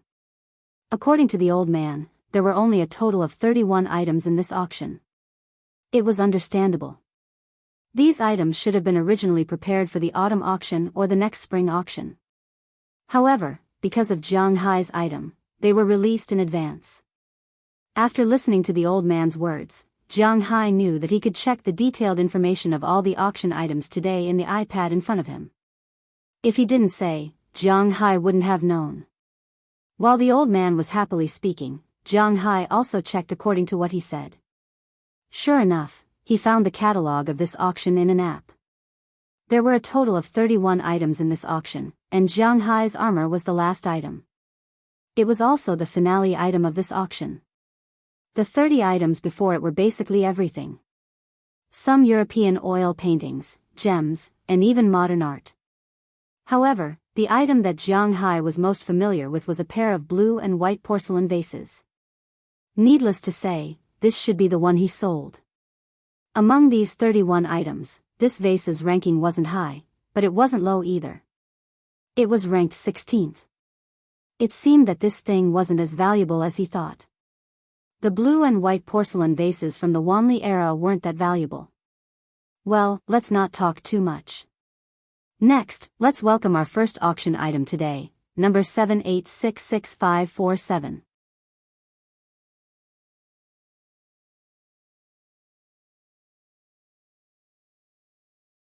Chapter 315. As the old man's voice fell, the two women carefully walked over with a painting in their hands. This was the item number 78666547. It was an oil painting. According to the description, this oil painting wasn't very old. It was probably around 100 years old. However, the person who painted this oil painting was very famous. Henri Matisse, a famous French painter, the founder and main representative of the Fauvism oil painting. He was also a sculptor, a printmaker, and a master who lived until modern times. He didn't pass away until 1954, so the value of his oil paintings wasn't very high at first, but they had become very popular in recent years. Someone once said that he and Picasso were the two greatest painters of the 20th century, and could be compared to Picasso. This showed the value of his paintings. It was a good choice to use his painting as the opening. Looking at this painting, which he didn't know what the hell it was, Jianghu couldn't help but raise his eyebrows. However, the guests at the other tables were very interested, and many of them began to study it. The starting price of this painting is $800,000, and each bid must be no less than $50,000. Please bid. At this moment, the old man on the stage had finished introducing the painting and began to speak. As his voice fell, someone in the distance had already raised a sign. 800,000, someone had already bid, but this price didn't stay for even a second before it was pushed down by others. 80, 85, 90, 95, 100. Although no one directly called a high price, each raised sign represented $50,000. Unknowingly, about a minute later, the price of this painting had been raised to $1.6 million. At this time, the bidding slowed down, and the main competitors became the 4 or 5 families. These companies are all very powerful. They are also the main potential buyers of your armor. Just as Jianghu was watching the scene, the person in charge of Phillips walked to Jianghu's table with a smile and sat down beside Jianghu. Oh. What do you mean? Jianghu was bored here, so he didn't mind letting the person in charge explain to him. After all, it was his first time attending such an auction, so it was inevitable that he wasn't confident. The main potential buyers of your armor this time are 4 groups of people. The first group is the Arabian at table 103. Pointing at the table in front of Jianghu, the person in charge whispered. Du Feynman? Jianghu still remembered this person and couldn't help but ask in a low voice. Oh. You know him? Hearing that Jianghu actually knew his name, the person in charge couldn't help but look at him with some surprise. I don't really know him. I met him once when I bought a yacht. We just introduced ourselves. Jianghu shook his head. Obviously, they had met twice, so they didn't really know each other. Jianghu was the kind of person who would do that. Oh, then let me introduce him to you. This is Du Feynman via Mohammed bin Rashid Al Maktoum. He is not an ordinary person. His father was originally the 3rd Prince of Dubai. He is the brother of the current king, but he did not inherit the throne later. Instead, he was given a large number of oil fields. This is his only legal heir. The current defense minister of Dubai is his uncle, and the tourism minister is his uncle. He mainly manages food issues. He is a real local tyrant. Listening to the person in charge's introduction, Jianghu couldn't help but be a little surprised. He didn't expect this young man to be a local tyrant. There are also 3 forces. One is the Spaniards.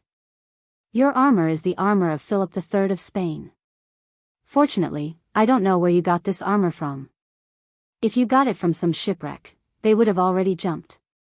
The Spaniards' international reputation has always been bad, especially in the area of shipwrecks. Although Spain is located in the European Union, in fact, the living standards of their people are really not much different from those in China. The only good thing is that they have good welfare. Other things, whether it is income, medical care, public facilities, etc., are not much worse than those in first-tier cities in China. Of course, compared with some second-tier, third-tier, and even rural areas, they still have a big advantage. After all, the country is not that big. There is another group of people, those are the businessmen from Soviet Russia, the real giants. In this world, except for the Wuxia people, they are the only ones who can compete with the Middle Eastern local tyrants. After introducing the Spaniards, the person in charge pointed to another table, where there was a table of Caucasians with slicked back hair and big noses. Jianghai's home is in Bing City. There are many Soviet Russian women in Bing City. Of course, there are also some men. Jianghai is no stranger to the Soviet Russians. The last wave of people who can afford to buy it is the British over there. The British have a grudge against the Spanish. Everyone knows this, so for this set of armor, they won't let the Spanish take it back easily. Finally, the person in charge introduced a table in the farthest corner. That table is the British. Looking at the four groups of people, Jianghai shrugged. He is not interested in these people. As long as he can make more money, who these people are and what they do has nothing to do with him. When the person in charge was introducing these businessmen, the first oil painting was successfully auctioned off. In the end, the oil painting was sold for $3.7 million. It is not particularly high, but it is definitely not low either. The people who bought this oil painting were the Soviet Russians mentioned by the person in charge. They are the Far East tycoons. After the first oil painting was auctioned off, the second oil painting attracted Jianghai's disdain.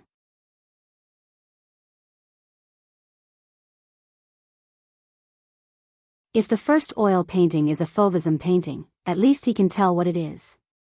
But the second oil painting is inexplicable. It was as if there was a child who was holding paint and applying it to the cloth, but as it happened, this painting was even more popular than the first one. The final price was $1 million. Fine. This world is crazy. Jianghai really cannot understand.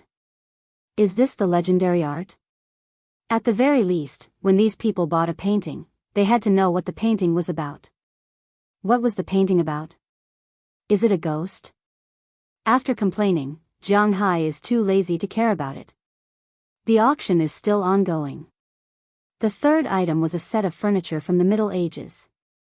It was quite useful. In the end, it was auctioned for $3.2 million.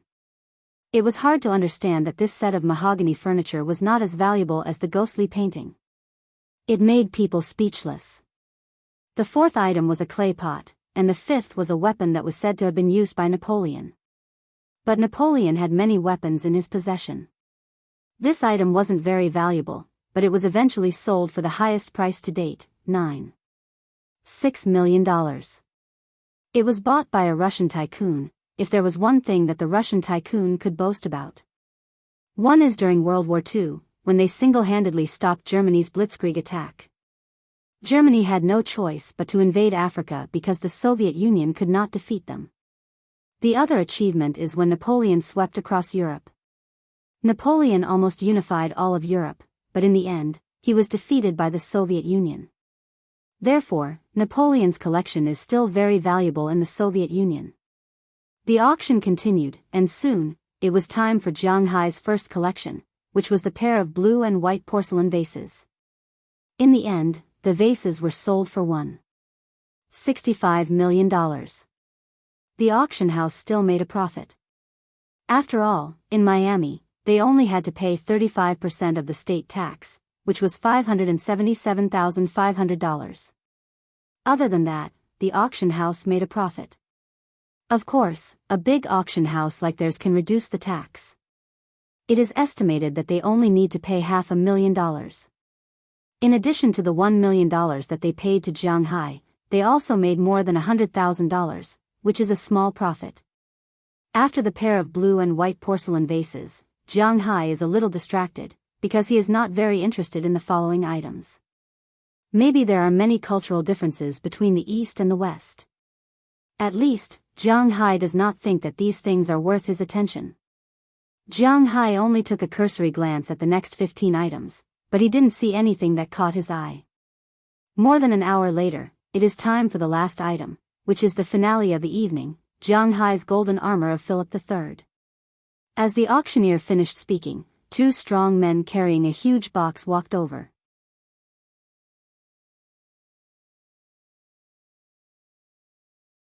As the box was opened, the armor inside appeared in front of everyone. There is no need for the auctioneer to say anything. As soon as the armor lit up, almost everyone sighed in admiration. Looking at the armor in front of him, the auctioneer slowly walked over. I don't need to say much. I think everyone is basically here for this armor. Although Philip III's reputation in European history wasn't particularly good, he was still the man who once ruled the entire Atlantic Ocean. I don't need to say much about the collectible value of his armor. I think all the experts present here are very clear. The starting bid for this armor is $100 million, but each increment is $1 million, $130 million. However, before his voice fell, he was already interrupted by a voice from below. Following everyone's gaze, he found that the person who made the bid was from the Spanish table. It was obvious that they were very anxious. 150 million. But unfortunately, not everyone will give them face. At least according to the person in charge, the other three families who have the ability to compete tonight will not easily let go of this collection, so the British side bid first. 200 million. But before everyone could recover, the Russian tycoon raised his hand. Wow! Although it is far from the price Jianghu and the others estimated, the fierce competition from the beginning still surprised everyone. Jianghu's mouth unconsciously opened. Go ahead, the higher the price, the happier he will be.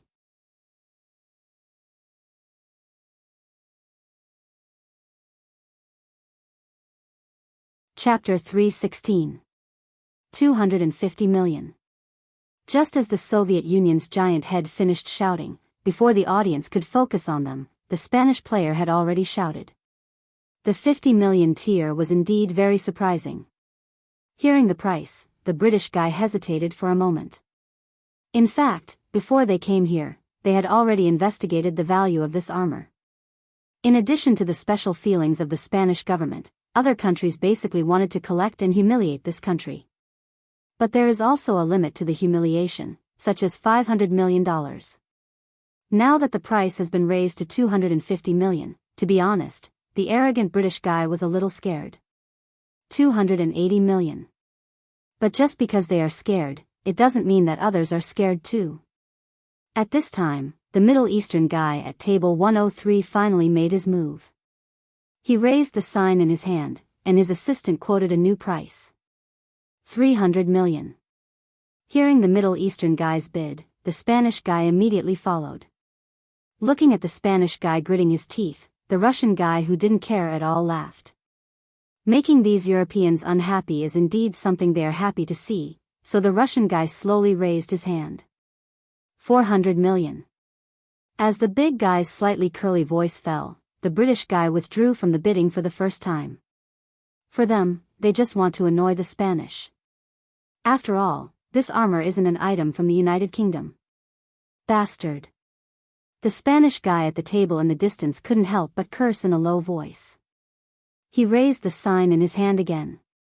This time, they didn't call out a bid, which means that they only added the most basic 1 million. In fact, in their view, the price of 400 million is almost the price they want. After all, Spain's annual GDP is only ranked 6th in Europe, and only 13th in the world. The Spanish government won't give them too much money to buy an item like this. And to be honest, they can't bear to pay for it themselves. However, even if they couldn't hold on, it didn't mean that others couldn't. Just as the bid of 401 million was made, the Middle Eastern tycoon raised his hand again. His assistant directly reported a round number. 500 million. As his voice fell, the audience's reaction became even more enthusiastic. Although they had done some research on this set of armor before coming here and knew that the price should be around 1 billion, when the price was actually announced, they really panicked a little. 600 million.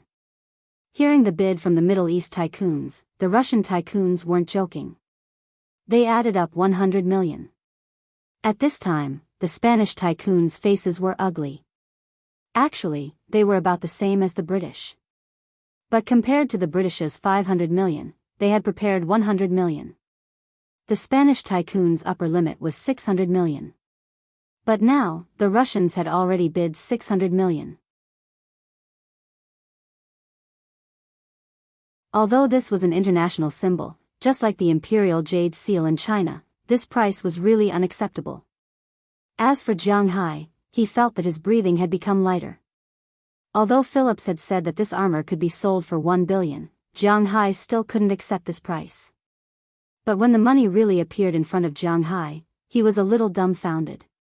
He glanced at the person in charge next to him. Although the person in charge was still very calm, his trembling hands betrayed him. Go and contact the British. Looking at the bidding between the Middle Eastern tycoons and the Far Eastern tycoons, the Spanish decided to compromise. This thing belonged to Europe. Since they couldn't get it, they had to keep it in Europe. They couldn't let the Middle Eastern people buy it. Who knew what they would do with this armor? Put it on a lion? It wasn't like they hadn't done it before. So, the Spanish table quietly went to the British table. After the two sides talked for a while, the Spanish were obviously relieved. At this time, the Middle Eastern tycoon raised the price again, and the price had reached $800 million. 900 million. Looking at the Middle Eastern tycoons who didn't care about money, the Russian tycoons couldn't help but wipe their sweat. Finally, a fat Russian man shouted loudly, but after he finished speaking, he felt as if he had used up all his strength and sat directly on the chair. This was the limit of the Russian side. At this time, the auctioneer also glanced at the person in charge below.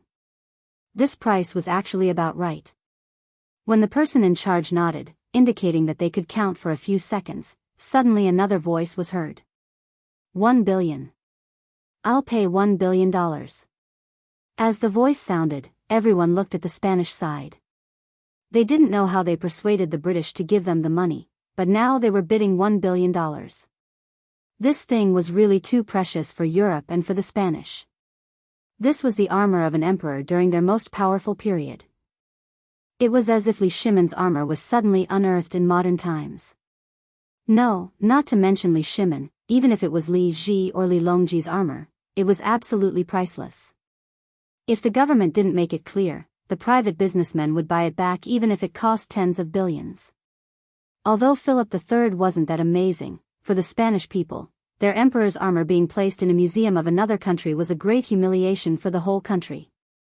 No matter how much it cost, they had to buy it. As soon as the price of 1 billion was announced, the whole venue quieted down.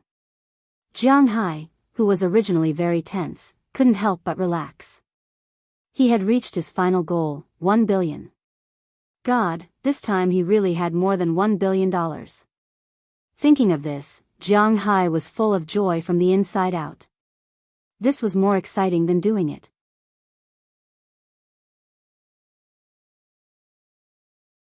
1 billion first. As for the auctioneer over there, he didn't shout anything this time. Because this price was high enough, he was ready to shout 3 times before dropping the hammer. Looking at the auctioneer's appearance, the Spaniards couldn't help but raise their heads arrogantly. This price was already their limit, but money, there will always be a time when they can earn it back.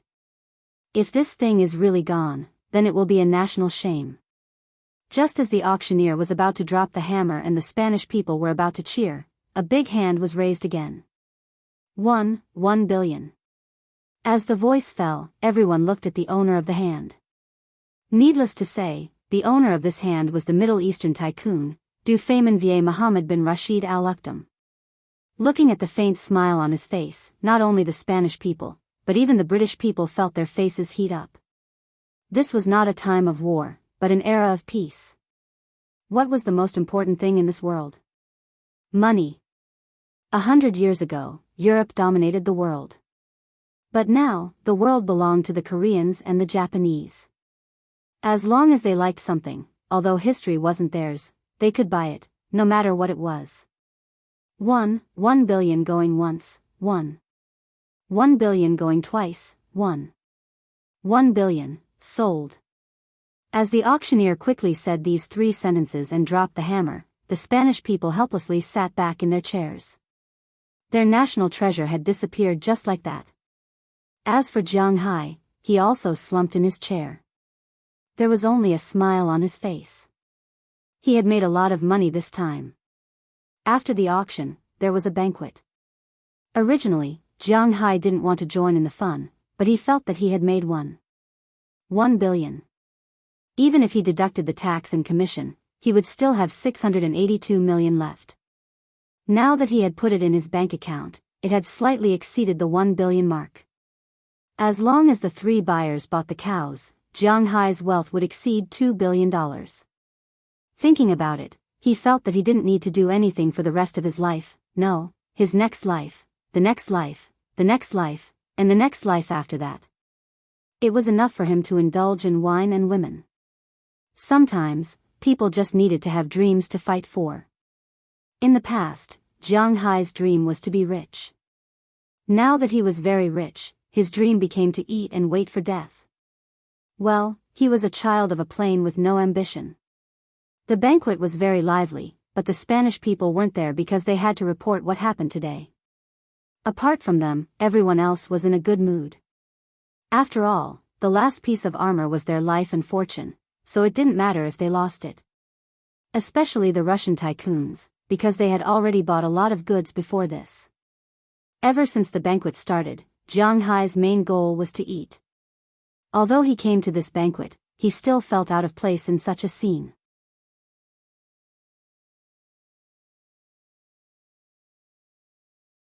He had always thought of himself as a loser. Even though he was very rich now, he was still a loser. He was a loser, but he didn't feel inferior. Instead, he was quite proud. At least he wasn't as hypocritical as those successful people. Of course, this was what he thought. "Hi, Jiang, we meet again." Just as Jianghu was eating happily and was about to be full, a familiar voice came from afar. Jianghu looked up and saw that it was none other than Du Feimin, who had bought his armor, and his women. "We meet again, Du Feimin. Congratulations." Seeing that it was his rich man, Jianghu stood up with a smile. "Congratulations to you too. This is not a small fortune." Hearing Jianghu's words, Du Feimin also smiled. How did you know it was me?" Hearing his words, the smile on Jianghu's face couldn't help but freeze. The hand that was about to reach out couldn't help but retract. Was this person investigating him? If this was really the case, then he had to be careful. You're tuning into the Biyao's Wuxia Chronicles YouTube channel. Don't forget to subscribe and join us on this journey to catch the most captivating stories.